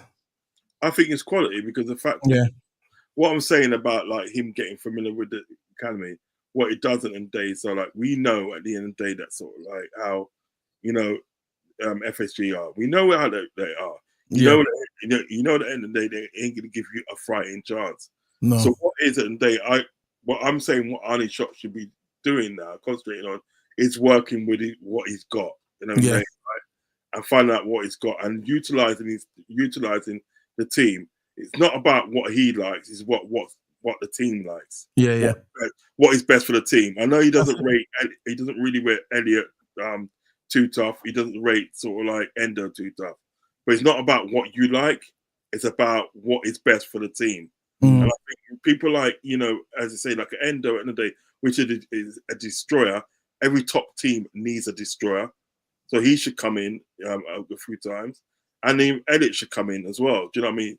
So it saves like Salah's legs, saves Sabozai's legs. You know what I mean? Because remember the day, you know, Elliot's that sort of player. He can play along the front three.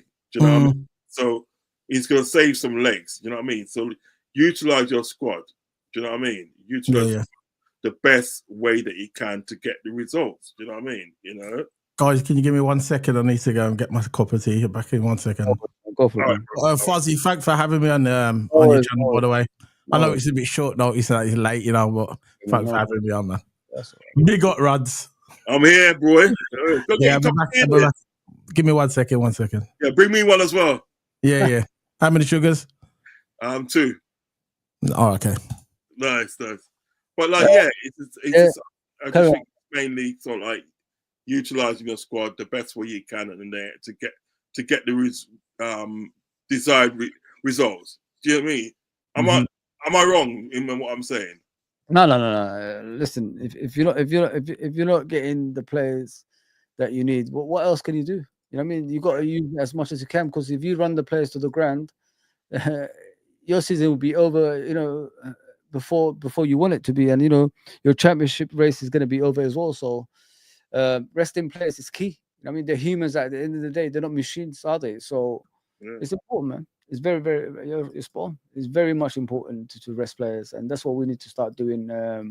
You can see the fatigue is setting in on the players, the way they're running. You can see like they're struggling at times because he's playing more or less the same 11. And like I said like earlier in the stream, you can see like the head coach is sending out messages over there that we haven't got the strength and depth. You know what I mean? Sometimes, you know, it's the messages managers send out that you need to look at, because I don't think people look into things like that. They criticize managers thinking, so head coaches or managers thinking this is what they want. The manager is not using the full squad, guys, which means he's not happy with what he's got. You know what I mean? So I can't be wrong what I'm saying. I mean, some people might say that, but I can't be wrong what I'm saying, guys. Like, let me ask you guys a question. You know what I mean? How is Konate still playing with the injury that he had? Why are we rushing him back? Why are we rushing Alisson back? You know what I mean? Why is Gravenberch playing every game? Why is Van Dijk playing every game? Why is Salah playing every game?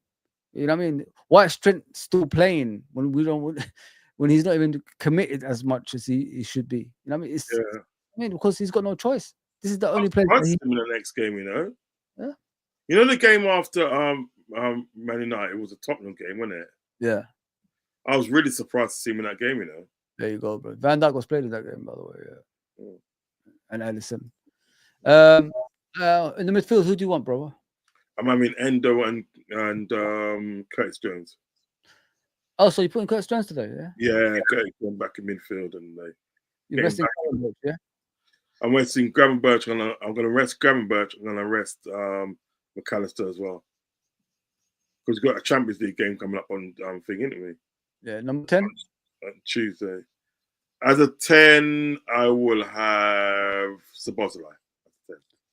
Szoboszlai.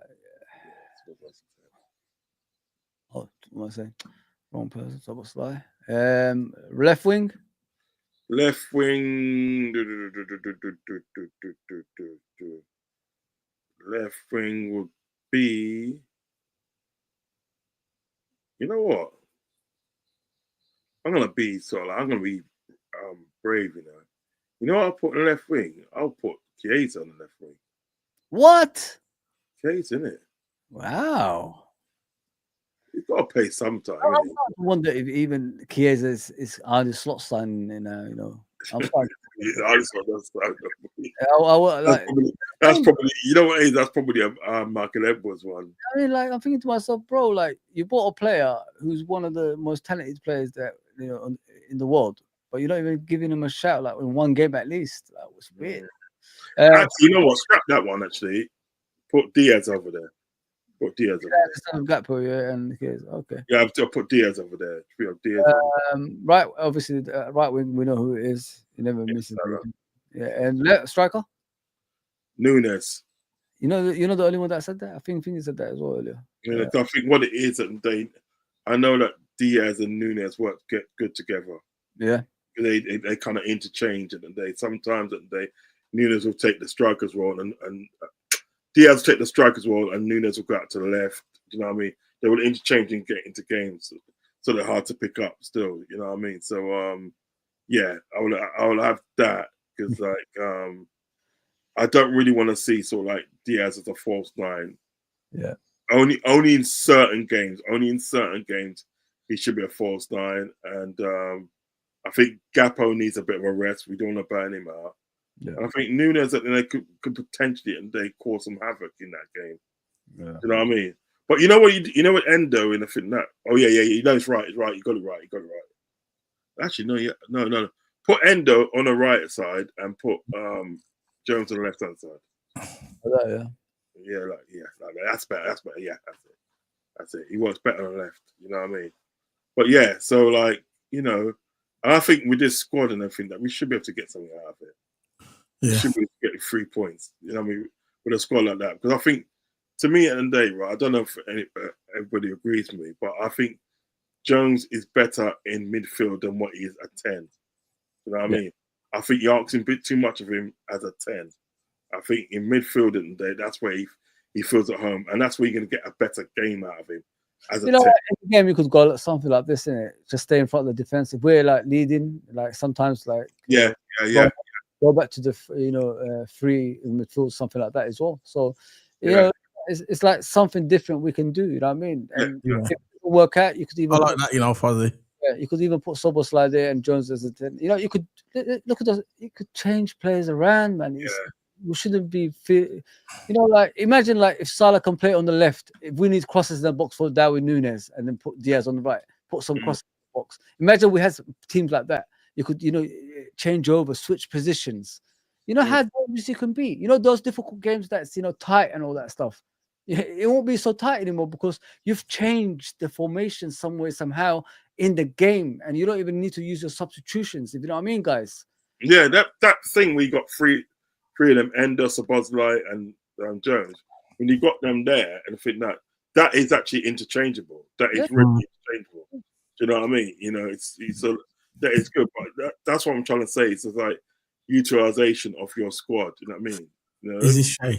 Wow. Yeah, and just literally have a good shape. Do you know what I mean, of the team? And listen, as I said, when you're out of possession, I'm expecting Liverpool to be compact. You know what I mean?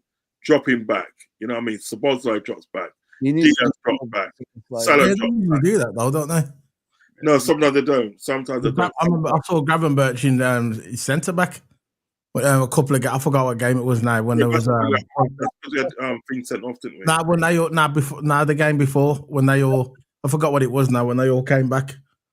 When it was I think it was against Newcastle. And he dropped back into defence. Yeah, I think we get sent off then. No, I remember I saw Gravenberch in defence and I thought, what's he doing there? It was more near where Trent wasn't near the right back position because Trent didn't drop back like always. Yeah, I think Szoboszlai's got to do more shots. I think. He does this too much. You know what I mean? He passes to Salah too much when he's in areas of importance. When you're at the edge of the box, if you know what I mean, guys, in position. What pisses me off about him is I see him here, and he's very good at taking shots. Hitting the bottom corner. You know what I mean? That he passes it here every single time. Take a shot, bro. I mean, if you're gonna give it to Salah, he's gonna be blocked anyway because defenders he's doubled up on him. Yeah, I jump on him. Yeah, so there's no point. Just take a shot, mate.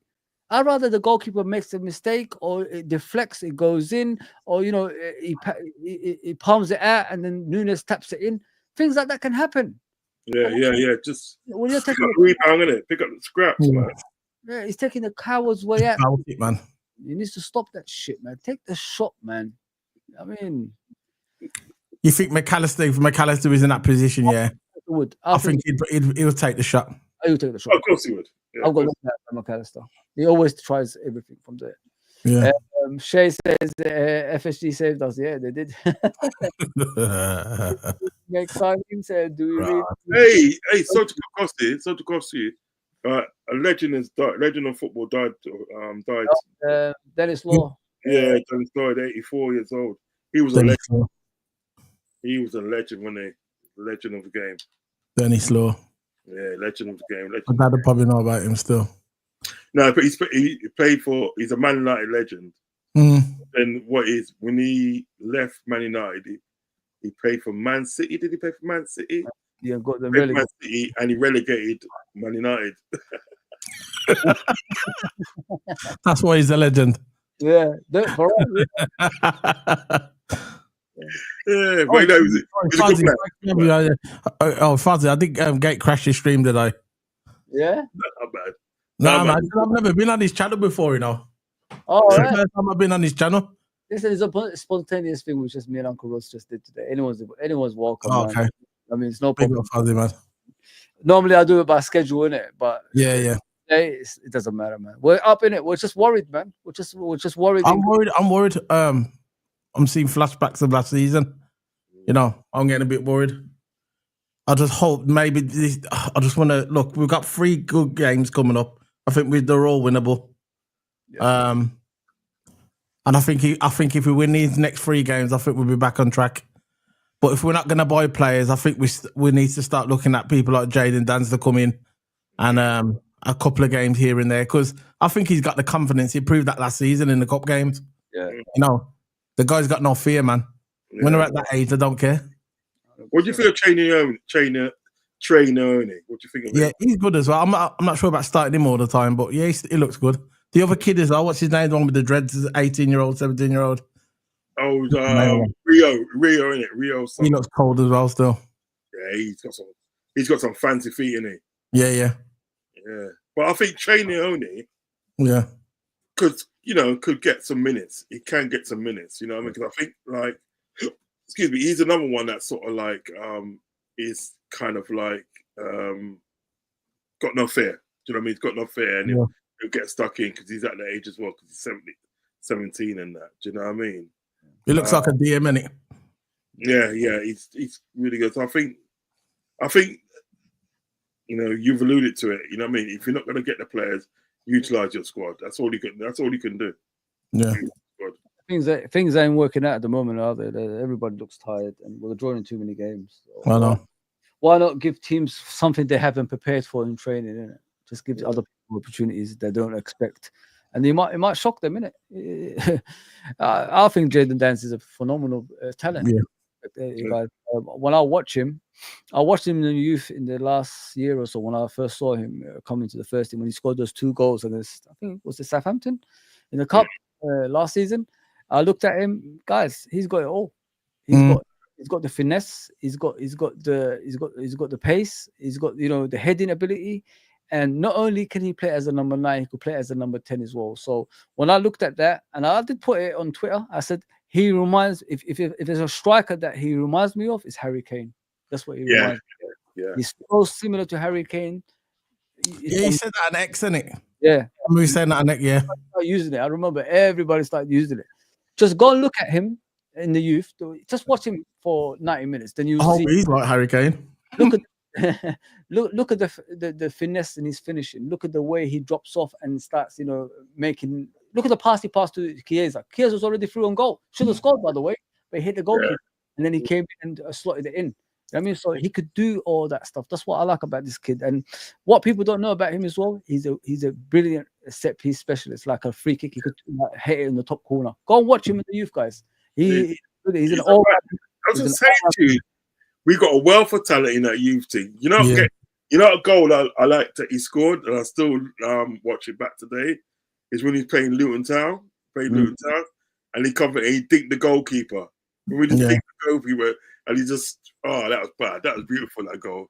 That goal, he just got the pass. As soon as he got the pass, he just dinked it straight away. That was just beautiful. That was just beautiful, man. You know what I mean? But, guys, I was watching today. I was watching some old, interviews of Klopp. Yeah. And I was getting, I'm not crying emotional, but I was getting upset. You get me? Yeah. Now he's gone. Yeah, I know. I loved him when he was at Liverpool, but now he's gone. It's just, you look back at his career, what he's done, and you're thinking, if only FSG just gave him the funds to do what he's gonna do. We could have won so many league titles under Klopp. It was there for the taking, man. This club just didn't give him the funds. You get me? And they're still doing it now. So I don't think Slot's gonna hang around. No, who's to blame? The worst thing that could happen to them is we win the Premier League and Slot, says fuck this shit. I'm going to someone else. You know what I mean? Barcelona. Give me more finance. You know what I mean? So that can happen, guys. That potentially, man. Because when I can't see him hanging around. When you're restricted in finance and you can't get what you want, it's difficult, man. It's a difficult, and the lack of ambition doesn't drive good managers as well. So that's what worries. Shay says, fun fact: Dennis Law played under Bill Shankly at Huddersfield. Wow! No way. I knew he was Kenny Dalglish's favorite player. That's what I know. Dalglish. Our owners don't want to give new contracts or sign new players. Absolutely useless owners. Yeah, listen. There's no doubt about that, guys. There's no doubt about that. Guys, I'm going to head off. I think I've been in here for an hour, over an hour. Hour and a half. Yeah, that's good, man. But listen, if you guys want to be back tomorrow, we could do match reaction around 12 a.m. if you guys want that. Because I know everybody's going to do it after the match. I'm doing mine about 9, so I'll be available at 12. Yeah, Toto in it. We could discuss all that stuff. And because what it is to me, because I'm working tomorrow at the football, I want me to watch it till later on anyway. So I'm available to sort of like. I'll let you guys know. Because you don't want to do it straight after because it just gets swarmed with people. You got no chance. You get all the big channels are on, so it's best to wait anyway. So clever. Big up, Sean, bro. Big up, man. You make sure you have a good time as well, Rods, when you go to the game, right? What, on Tuesday? Yeah. I'm gonna have a good time. Yeah, I'm gonna catch the train up there. I'm getting the train up there. And then I'm getting the coach back. I'll travel for the night. Coming back. So you're staying in a hotel, like? No. I'm not staying in a hotel. What I'm gonna do, I'll get the coach. The last in Liverpool at like 11:55 or something like that. Do you know what I mean? Yeah, make sure you don't be sitting there or get stranded up there. No, imagine that. No, because what is it there? I will literally go and get some food, something to eat. Yeah. Just walk down to the coach station. Yeah. I'll have enough time anyway, but I'm not all about getting stranded in there. The cardboard boxes, Yeah, no.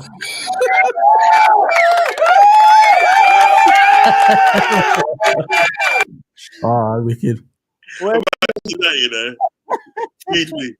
I want to big up to I spoke to him on the chat room, but I want to say in video that his dedication, man, going to flipping see Liverpool in America. That's crazy. Yeah, man. That's crazy, man. I'll give you that, man. You went to America, you watched Liverpool in America, man. That's good, man. I saw him in Germany a few years ago, but that's as far as I've gone, really, apart from England. But he went to America, so big up, man. Big up. You got a raid? Got a raid? Yeah, Beijing Barnes. I saw him there in America. I met Beijing Barnes for the first time. What a wonderful guy. He's a wicked guy. Beautiful family. Met his wife, met his kids. He's a brilliant guy, man. Man. You got pictures as well, didn't you? You got pictures of you. It's wicked, man. Absolutely wicked, man. Big up, John. Big up, brother. Big up, Beijing. Thanks for the raid, brother. Yes. Please subscribe, guys. We don't ask for much. We will be back and all that stuff. I really. If you guys have Shades of trolling, though. Shades of trolling. In my group, it is in my group, man. Big up, brother. Solo, where can people find you, brother, man? I'll just follow me on Keep It Sports Solo P1 tomorrow. Well, today now. I got a watch along, and probably about 8 p.m. I'm probably gonna have a match review with Toto and whoever wants to come on. I'll leave the link in the chat room. So yeah. Big up, Mark, man. Big up, brother. Big up. Thank you for everyone that's tuned in. Please like, share, and subscribe, as I always say. Uncle Rods, where can people find you, man? You come to the end of the show, but I suggest to you guys to watch the full show from the beginning. It was very good. We've done the inside of Liverpool. We've done the tactics. We've done everything that you need to know about, the game tomorrow as well. So, yeah, Uncle Rods, go ahead, mate. Listen, first off, appreciate you, bro. Appreciate you for, obviously, the spontaneous one, and appreciate you for bringing me in still. And, you know what I mean? And we had a good chat. Do you know what I mean? All three of us had a good chat. Do you know what I mean? About a club that we're passionate about. Do you know what I mean? We're passionate about this club. We love this club. So obviously we just want to see the best for the club. No matter who's at the helm, you know what I mean? We want to see the best for the club, you know what I mean? So if we can come together and talk about these things, I think it's great. So I appreciate you and for letting me come on your show. Listen, but Anfield Uncle Rods on YouTube. I had a show obviously yesterday. Yeah. My next show will probably be on Sunday or Monday, but I will let people know when it's going to be on. Your link is going to be on the thing anyway. Link me up. Yeah, man. Yeah, I'll link up, definitely. I've got match reaction, and then on Wednesday, Tuesday I'm going to the game, so I'll probably do a match reaction on Monday night for the game that we're going to on Tuesday, Liverpool Lille Champions League. And then Wednesday is the Friends show. I should have the Matt is a Bournemouth fan. Should have been on the show. Then the Red Reasoning on the Thursdays, which I should be calling all you lot for the Red Reasoning on Thursday. And then we move. We go along. We just fight the good fight, don't we? That's all we can do. You know what I mean? We're buying your stuff, guys. Don't worry, man. So let's carry on talking, though. It's a good fight, and we legit and we just got to push out the content. Be true to ourselves. Always at the day say, look, try and tell people what's best for the club. We've got that in common at least. We've all got that in common. We just want the best for Liverpool. Yeah, so that's what we want. And this is why sometimes we argue sometimes, but it ain't personal. It's just we just love the club, and that's good. Yeah. That's good, and it's good that we've all got different opinions as well, because we all have the same opinion. It'd just be like, oh yeah, okay. It'd be boring. There's no dialogue. No dialogue. I just think that they that's the number one Thanks thing. For that, Michael. Thanks for that, Michael Corleone. Yeah, I'm just regular on my channel. Yeah, he's a good guy. He's a good guy, Corleone. I just think at the end of the day, I don't know what's bad in the day that we want what's best for the team. Why are we getting so much of a fight? You know what I mean? We just want what's best for the team. It's over. It's done now. You know what I mean? Over. Liverpool Football Club. So, you know what, at the end of the day, we just got to keep on fighting a good fight and just letting people know. Do you know what I mean? Of course, mate. I mean, we can't we can't stop this, guys. We've got to keep going. You know if people are afraid to express their true feelings, you're always welcome on our channels. You know that top. Is that the 80? Is that the 82 World Cup one with Michel Platini or the 98? There you go. 98. You know, when I see that top, that I've got the old one as well. I've got the old one from the early 2000s and that. Yeah, I've got. When I see that top, you know what I always see when I see that top? Two players, Deschamps and Zidane. That's all I see when I see them two, Deschamps and Zidane. That's a cold top. I'm looking at that top, by the way. I love this top, man. I had to get it, man. I've got the 2001, the 2002 World Cup. I got two of them. Yeah. Where was that one where in Japan? That was 2002. Remember that one with the European Cup final France against Italy. Scored the last goal. France against Italy when Trezeguet scored a goal. That was I think it was 2000. 2000. I think it was 2000. 2000. Trezeguet scored. Yeah. Trezeguet scored. And he took it on the turn and on his left foot. Yeah, he just and he won the tournament. And then what wasn't it? He was remember he was going to Italy. Yeah. He's a Juve legend. He's. Yeah. Quality player. Big up Beijing Barnes. Please go and subscribe to Beijing Barnes. I'll put the link on the screen. So please big up Beijing. Big up Beijing, man. Passion is a good thing. 100%. Yeah. Marco Corleone. Listen, guys, we must win tomorrow. Like Marco said, we have to win today. Today. If we don't win, it's another points loss dropped, for other teams to catch us up, and this is what we don't want. We've got to continue with this momentum that we need back, which is winning in a consistent basis. We have to have that. Otherwise, it'll be a travesty. I don't know if you guys agree with me. If we don't win the league this season, it'll be the biggest, travesty in Premier League. Can't be at the top this long and drop off like that. Suddenly you had the opportunity to get away from all these teams and you didn't do it. But we're still at the top at the moment, 4 points clear with the game in hand. So let's just keep going. That's all we can do, guys. That's all. Long as Arsenal don't win the league, then I'm going to turn off my YouTube. I can't watch Arsenal fans winning that league. If we don't win the league, who I would rather win the league? Go on. Forest. Nottingham Forest. Yeah. Do you think that Leicester can happen, guys? I don't know. I really don't know. I'd rather Forest win it. I don't want Arsenal to win it, I don't want Arsenal to win it. And Man City, no, not again. Yeah, I'd rather Forest. No, Forest, man, because I think, Forest, because it just reminds me of the old days, isn't it? Brian Clough. Then when we used to fight with them for the league. Oh man, good old days, boy.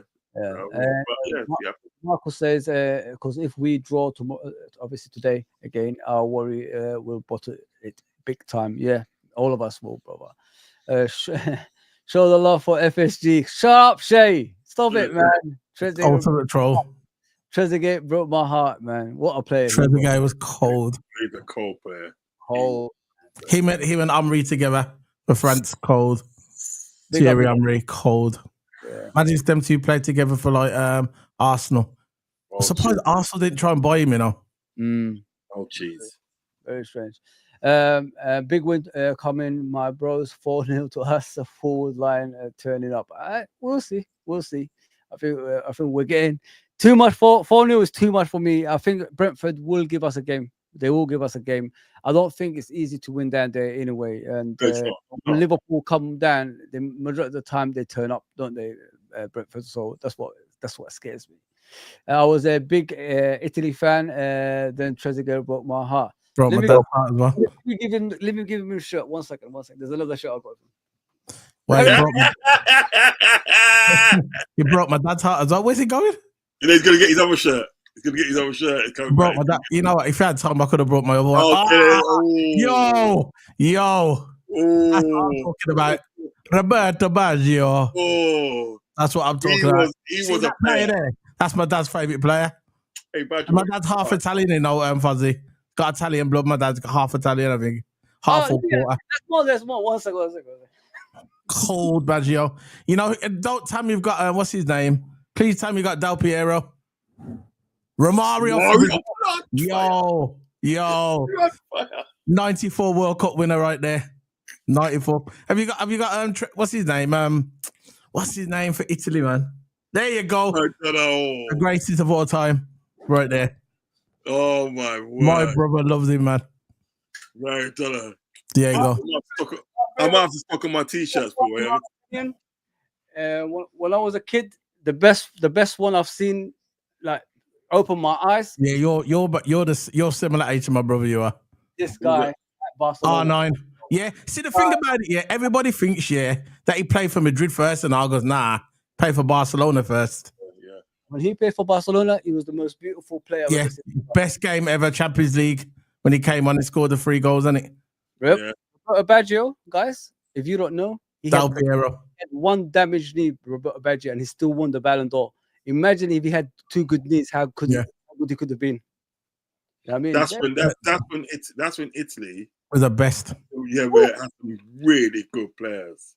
You know what I mean? Really My good. dad loved Italy then. The Baggio was a G, you know. One knee, guy. One freaking knee. Have you saw his film? Have you saw his film on Netflix? I did, yeah. You see when he got the knee damage. This is World Cup 94, by the way, guys. If you haven't watched World Cup 94, this is the shirt he wore in World Cup 94, Baggio.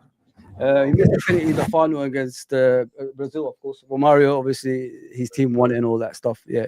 Listen, Baggio is my favorite player. Is one of my favorite players growing up. And the thing that impressed me about Baggio the most was his technical ability. He could take free kicks. He could dribble. He could, slot a ball through for someone who's running through on goal. He had everything. I'm just wondering, like in my mind, imagine he had two good knees, how good he could have been. Because he won the Ballon d'Or with one. You know what I mean? Think about that. And whenever I speak to Italian people, I ask them who's the greatest Italian player. They always say Baggio. Even the Cannavaros and all these guys won World Cup. Del Piero said that as well. I think Del Piero, they asked him before, he was on that show with Michael Richardson and Henry, and he said that I think Baggio was probably the best Italian player. Yeah. I think he's up there. Del Piero's up there, though. Yeah. 100%. Oh, yeah, because you had Del Piero, you had Christian Vieri, which is good as well. Do you know what I mean? And like, you had what's that defender? What's his name? The defender. Maldini. And Pirlo as well. Maldini. Baresi. Yeah. Baresi. Well, that's what I was trying to think of, Baresi. But you know, Pirlo was my best. Pirlo is my best. I'm telling you, Pirlo is my best midfielder. I'm telling you. Oh yeah, Totti. Yeah, Totti. No, but I think Pirlo is better than Totti. I think probably is. Because Pirlo, he's what? Yeah. Hang on. Who did Pirlo learn from? This is before my time now. This is before my time. I'm gonna have to start looking on Google for this. You know what I'm saying? That red nose. Who did Pirlo learn from? You know what I mean? Maradona. No, I just showed you his shirt. Oh, Baggio in Brescia. They played in Brescia. Yeah, see. Even Pep Guardiola played there. Actually, that's who he learned from. Now you know where he gets the intelligence from. He played for Baggio. So he learned from Baggio then? He played with Baggio, yeah, bro. No way. Oh, yeah. Baggio played with some ballers. Yeah, Baggio was like the Maradona of Italy, and that's what he was like. Yeah, everybody was like the Maradona of Italy. Yeah. The things I've seen Andre Pirlo do with the ball in midfield and they, right? I've never seen anybody like it. Right. Even at the age of 41, he came to Anfield at the day and played a testimonial, when Gerrard played testimonial. And he looked like he's 20 years old. He scored a free kick and everything that, right? With just minimum effort. You know, I know it's just a testimonial, but he's 41 years old, for God's sake. Yeah, but and he's just running rings around people. And he was just doing a minimal effort. He was just doing it minimal effort. He was just picking passes, going past people. It was like he's walking past people, and they couldn't get the ball off him. He's just incredible. He's an incredible player. I love to meet him. And I'll say to you, you know what? In the day, right? You're just an incredible player. There's two guys that I really rate obviously from this era. You know what I mean? From this era. I know you've got your Badgers and Brazies and all that, right? But from this era, there's two guys I really rate in Italian football. That is Alexandro Nesta and Pirlo. Yeah. And I really rate Alexandro Nesta. He was a defender. Italians had the best defenders then as well.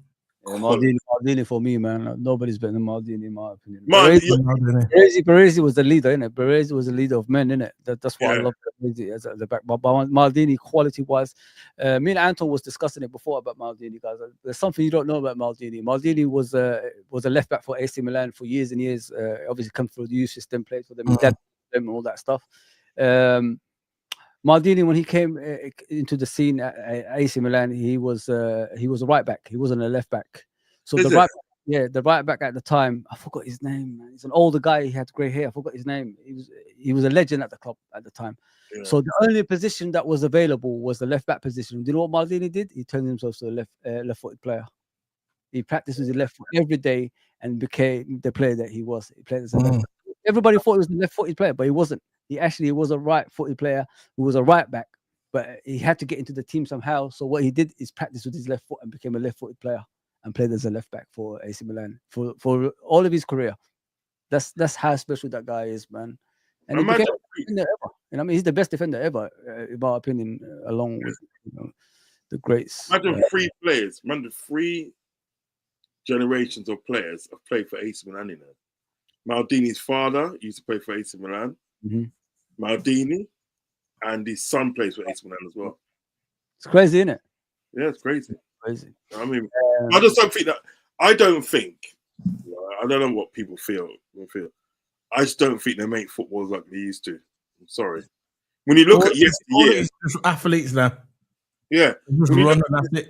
It's true. When you look at yesteryear, right, and some of those players that we have mentioned tonight, and obviously they're not playing football anymore.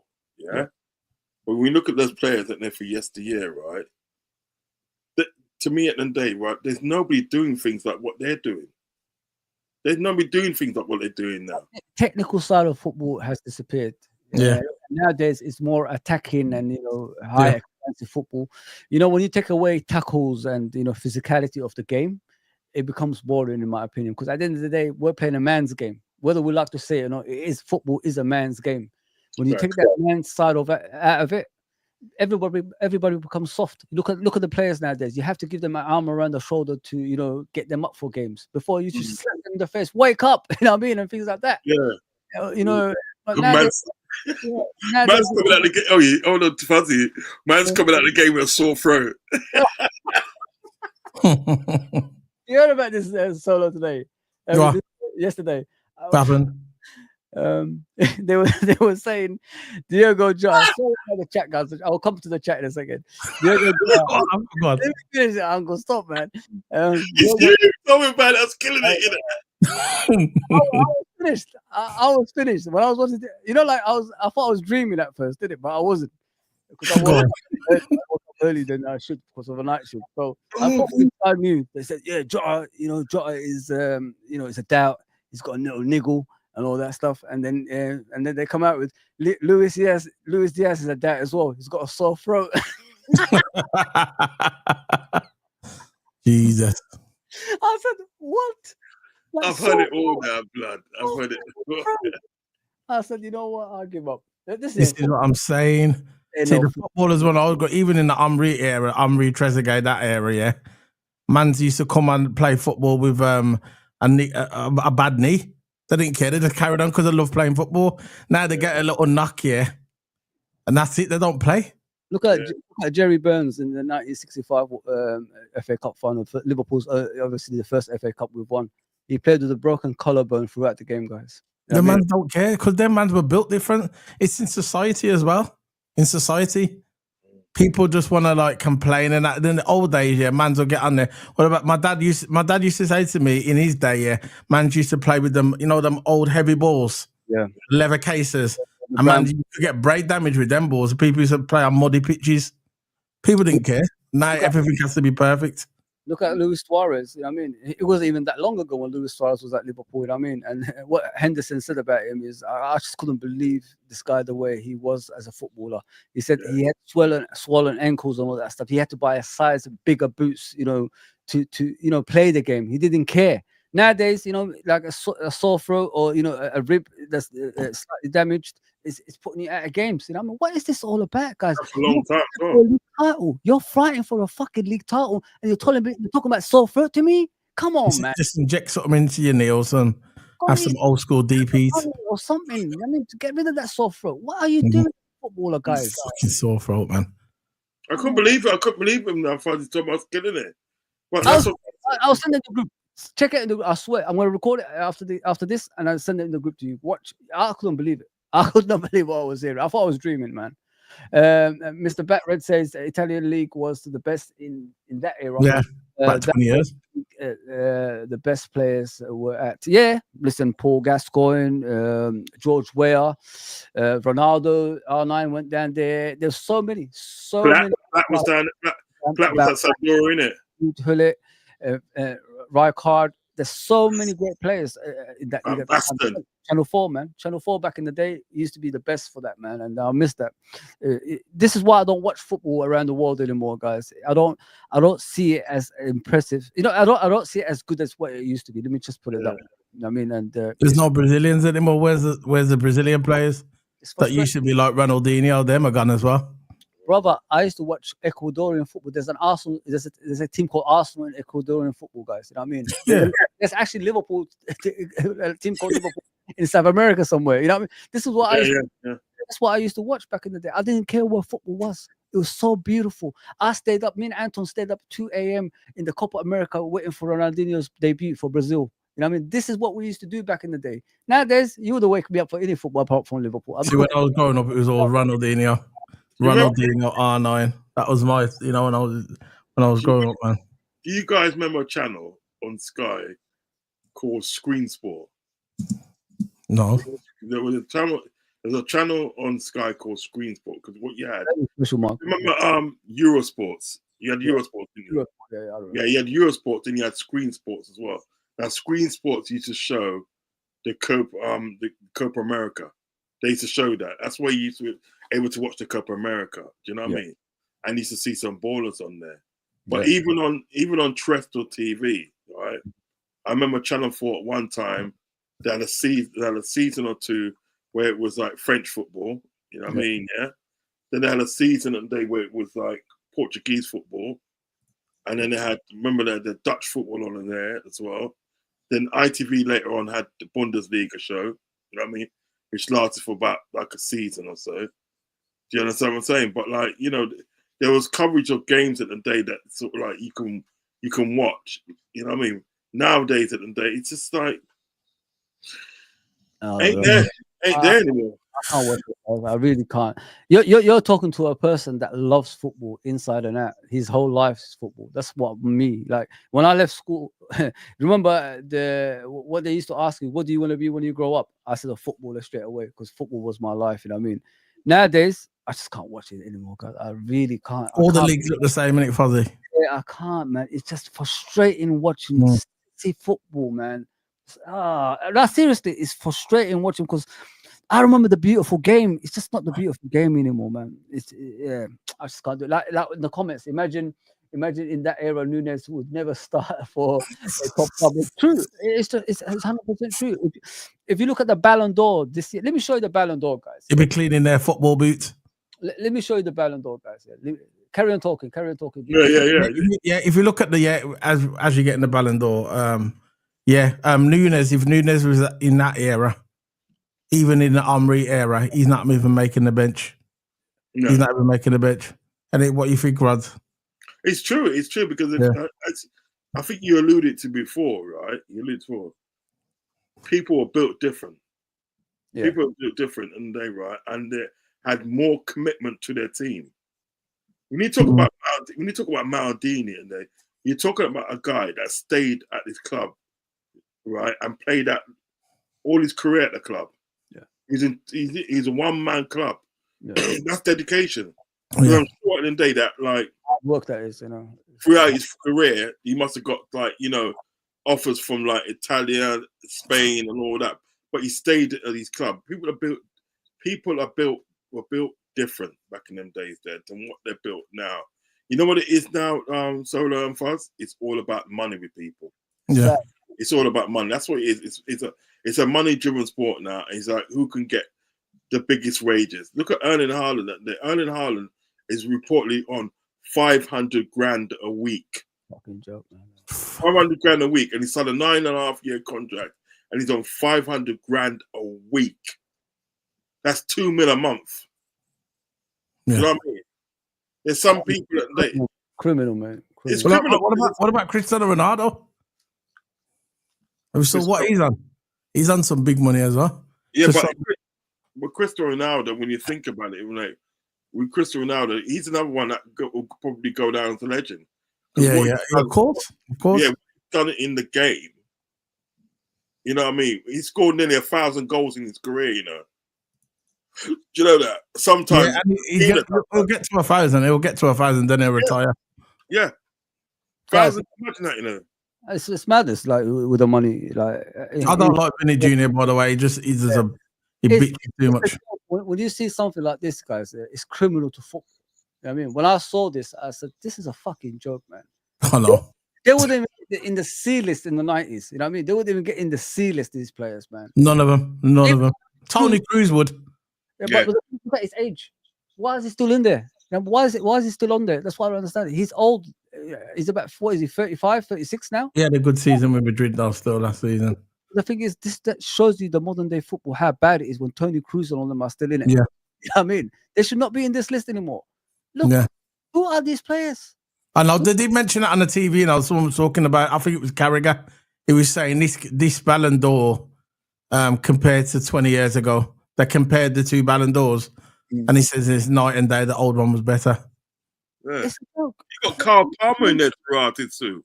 Cole Palmer, 25. You know what I mean? Martin Odegaard. Look at that, man. It's a joke. It's a fucking joke, mate. I know. They don't know what they're doing, man. Matt Hummels, he's another old foot as well, you know. Ruben Diaz. But look at the top 10. Look at this. This kid has just come on the scene. Has he already a Ballon d'Or nominee? Like this? I know. He hasn't done nothing yet. I know he's won the Euros. Yeah, man. What's going on here? It's cold though, your man, but he shouldn't be in the top 10. Oh, and they got my man in there, Jude Bellingham is number 3, and he ain't done much, you know, brother. Nah, he hasn't. You know, in Brazil, they don't even they don't want these guys to even play for Brazil. No, I know. The story. yeah. I heard the Ronaldinho. You know about Ronaldinho now? No.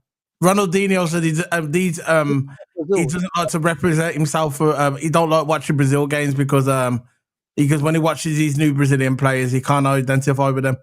Look at that. Look. In other words, he's saying this shit. Hummels is still in it, guys. Look. That's what I'm saying. Hummels is about 40 now, isn't he? Jesus, I know. I thought he retired. Hummels should be in the MLS. He should be in the MLS. Yeah, he should be in Saudi getting that money. Oh, Declan Rice, Declan Rice. He just joined Arsenal a season ago. What is going on? Comical, man. Hey, you know something, yeah? I'm not being funny, yeah? I can't see any Liverpool players in there, you know. They're in. No. That's criminal. They're not going to put Liverpool players in there, are they? 2000, yeah. Let's go to 2000. Let's go back to 2000, yeah. Watch this, guys. Yeah. Watch this. You just can't believe the difference, man. Look at the names. Look at the fucking names, man. Oh, look at that. Now, Figo, that's what I'm talking about. Figo, Zidane, Shevchenko, 2005. Raul for Raul. Ari. See, all these players, I know all of these players. All of them. Oh my God, look at those players. Edgar Davids. Nedved. Akatsuka, you know. Look at Trezeguet 22, disrespect, man. Yeah, it's disrespect. Redondo, you were speaking about him earlier. Redondo is there. Cadel Lopez. Oliver Kahn, goalkeeper. What a keeper. Desai, Oliver Kahn. Rui Costa. Come on. Laurent Blanc. Yeah, Laurent Blanc. Lopez, Roy Keane. Look at Roy Keane. Remember him? One Sebastian Veron. Veron. Flop at Man United. Good player, but he flopped at United, didn't he? Yeah. He was a great player for that. Yeah. Great player. But look at the name. For some reason, he just didn't fit in with United, didn't he? No, I don't think he fit in the English game. Remember, he went to Chelsea, didn't he, and flopped as well. Andriy Shevchenko, you know. Look at the name. Yeah. Hold on. Man. What's my brethren here? Gabriel Batistuta. Yeah, bad man for RG. Bad man for RG. Gabriel Omar Batistuta, you know. Batistuta. Oh, he's a G. Yeah. Guys, Mendieta. Yeah. Jeez. See, that's what you call about. I'll get it now. You look back now, you look at it, man, and you think the players were cold. Yeah, they were cold back in them days, you know. when you see the modern day Ballon d'Or, is an absolute disgrace in my opinion, man. When I see that, let Where's me go. Cafu, man? Where's Cafu? Let me go. Let me go to 1995. Let's see. I just want to go through eras, isn't it? And then You got a bit older.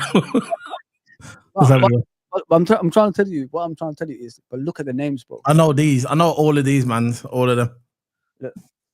Look at this one. This is 1995, yeah, guys. 1995, yeah. Look at the Ballon d'Or list in 1995. It's beyond belief, man.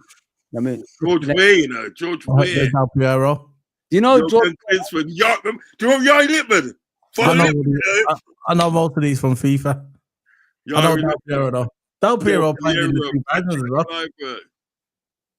Look at the names. Zola for Chelsea, innit? Yeah, and Patrick Kluivert, Laudrup played for AC Milan, innit? Or Barca. Do you know Michael Laudrup was supposed to come to Liverpool? Was it? Yeah. But the reason why he never came because like Liverpool got cocky about it and thought that the transfer was done, and he thought that where Liverpool football come, of course he's gonna come, but he never. He went to Real Madrid in the end. Look at the names, guys. Sosa, you know. Ravanelli, who remembers? Yeah, man, Ravanelli. Yeah, Stoichkov. Paulo. Don't do that. Stoichkov, you know, blood. He's a lot of Barcelona legend as well, isn't he? That's my next shirt. The next shirt is coming. Bulgarian shirt is coming in my. He was a G, you know. Dejan Stoichkov. Oh, wicked AC Milan player. You guys don't know him, but he was a number 10 for AC Milan. Drops off, always scores from long range, like chips the goalkeepers. Technically, brilliant player. See, a lot of these players, Fuzzy, they played in the early 2000s as well, innit? Some of them did. Fernando Hierro. Yeah, he was good. Come on. Do you know he went to Bolton in the end? Vialli, Chelsea, innit? Vialli. Do you know, was it Fernando? Is it? The Fernando Herrera. He ended up at Bolton. Yeah, he did. Yeah. Look, Franco Baresi. No, don't. Nini George. Franco Baresi, you know. He's an animal. Put on Franco Baresi again. You have to. I'm sorry. He's an animal. He's. Jeez, man. Tony Yeboah. He scored that cracking goal against Liverpool, didn't he? Mm-hmm. Boban. There's Boban. Yeah. Oh, man. International, the captain, El Capitan. Ronaldo. Oh, no. Come on, bro. My player. He should be Ronaldo, but he's the best striker of all time. Yeah. I know he got injuries, but he was the best striker of all time. Remember Zamorano? Yeah. Same team as Ronaldo. Andres Muller. Oh my God. Look at the names, guys, compared to what. Remember when the Germans used to dominate back then, didn't it? Yeah, this guy used to play for AC Barcelona goalkeeper. Bebeto, the Brazilian. Yeah. He was heavy. Roberto was heavy. Alan Shearer. Luis Figo. Cold. I'm surprised Luis Figo's down there. Yeah. I know, but Figo, he must have been young then, because I remember Figo in the 2000s when he used to play for Real Madrid. This is 1995. I know, I'm just saying, back then he was probably young, innit? That's why he's so low down. George Weah made history. African player made history. You know? If you guys don't know, before 1995, it was just European players that's winning the Ballon d'Ors. George Weah was the first non-European player to win the Ballon d'Or. Yes, he was. Yeah. And I'm glad because he's an African guy that done it. So I'm happy with that. You know what I mean? So one of our own, man. That's why you see Messi's, Ronaldo, you know, all these people, South Americans, Ronaldinho's, and all that stuff winning it because of George Weah. George Weah was the first one. It's funny how Pele never won one, isn't it? That's a bit of a weird one. Because it was just European based. That's what. Okay. Is that why he never won it? Is that what it was? Yeah. Come on, Maradona. So when did it come in? So when did this European based thing come in then? No. George Weah was the first one. 95. Yeah. George Weah. Okay. That's why Pele didn't win it then. Yeah. I got it. It's crazy, mate. Crazy. They still should have gave him one anyway after. But you know, the thing is about when you look at people like Ian Wright, he was cold back in the day, you know. Yeah, got shafted by England, like he keeps saying on his podcast. Yeah, he don't like things, does he? He doesn't like Graham Taylor, does he? They always used to pick Lineker over him. That's what he said. Yeah. Matt Hamills played centre back in the dinosaur age. Yeah, There's no need for that. Touch on it, yeah. unbelievable. I thought the other touch on it was better. The one for 20 years ago. Yeah, Well, 2001. Yeah, The 2000s one, yeah. yeah, but but 1995, I can relate He was to good. that. He was good, but I recognise the other one more, though, innit? Yeah. There's some cold guys in 1995 as well, you know. I'm telling you, man. Cold mans, you know. They're just like, yo, brother. None of these players now can make it in the C list. You know what I mean? No. I include He listed her. the shambles, man. Storage, Shambles. it's storage. Names like Storage Golf, yeah. Yeah, Van Dijk. What about Van Dijk? You think he could make it in the top defenders? He must be able to, innit? Oh, yeah. Yeah. Top 10. Top 10. Yeah, 100%. I've got. Remember, he was supposed to get the Ballon d'Or, you know. So he ain't gonna get no. He was but that was the fucking Messi and Ronaldo era. Lewandowski Messed it up. Ballon d'Or, and Salah. Actually, Salah's also got Ballon d'Or. Yes. He's got over 40 goals in the Premier League. Is it? Don't you think they messed up the Ballon d'Or? Yeah. Messi and Ronaldo, they messed it up, bro. Salah Ballon d'Ors. You know what I mean, the likes of Real Madrid should not even be in it anymore. You know what I mean, the way they behaved the last one. You know what I mean, when they didn't even turn up for it. No, disgrace. It's a disgrace, man.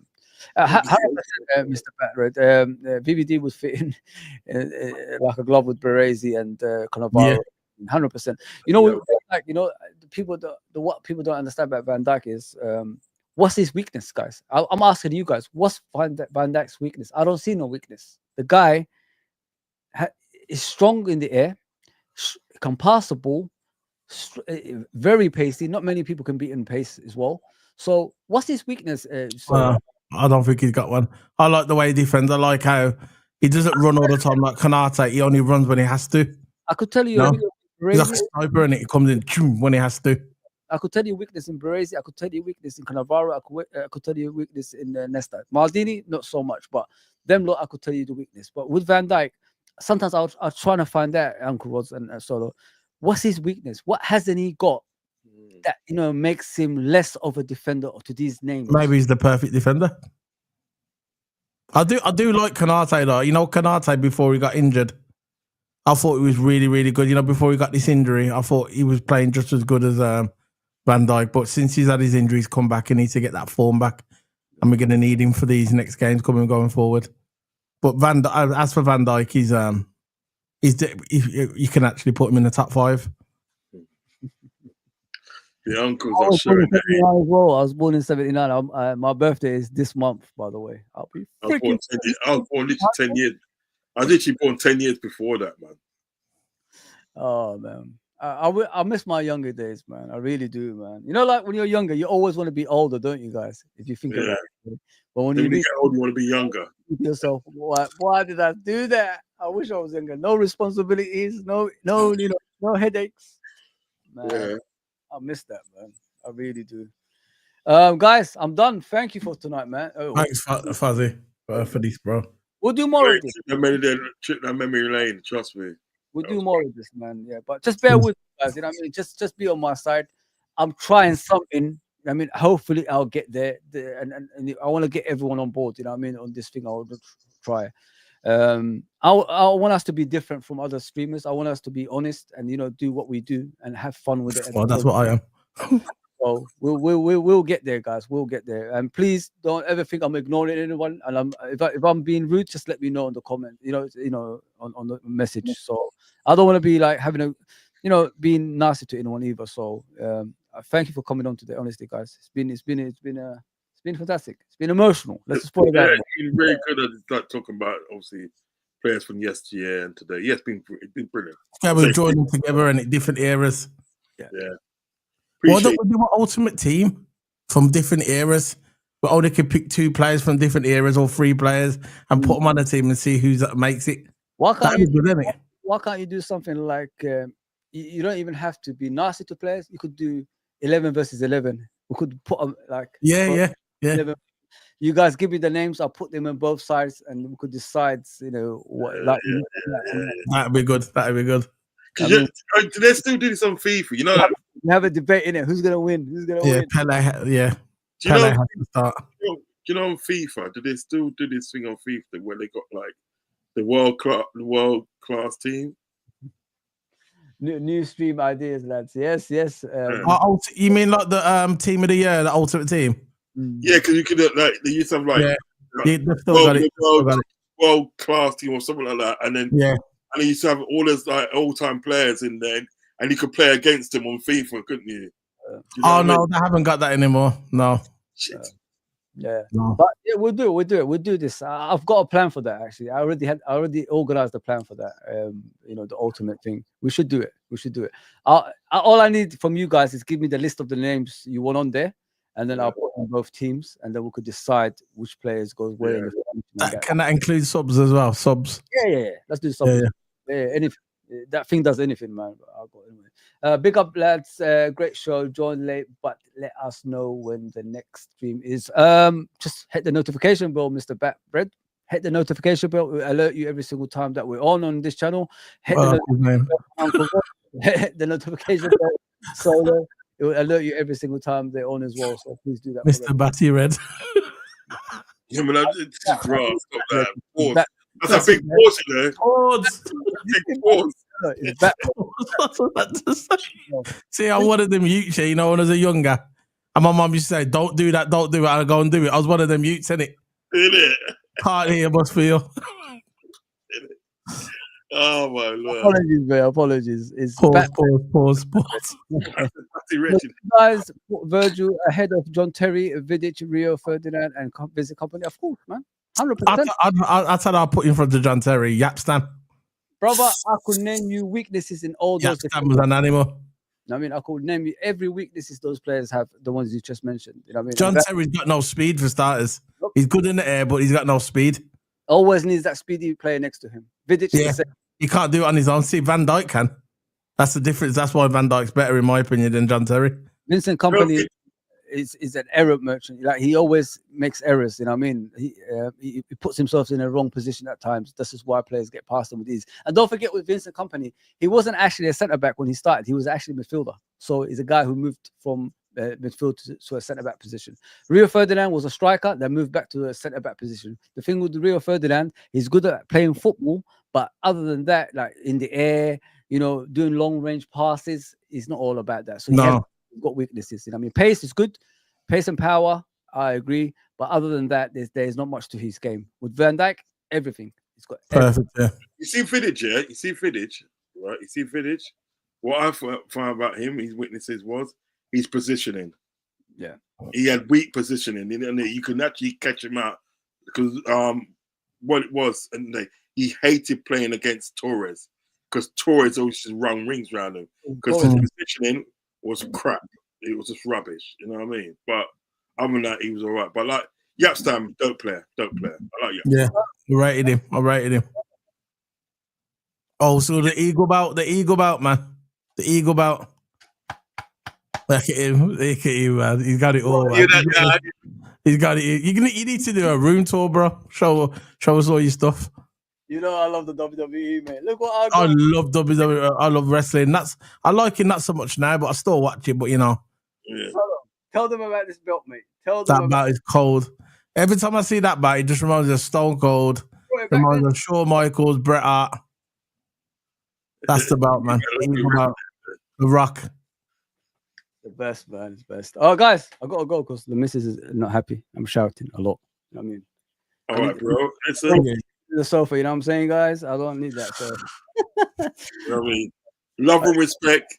I'll catch you guys tomorrow. Take care. Love and respect.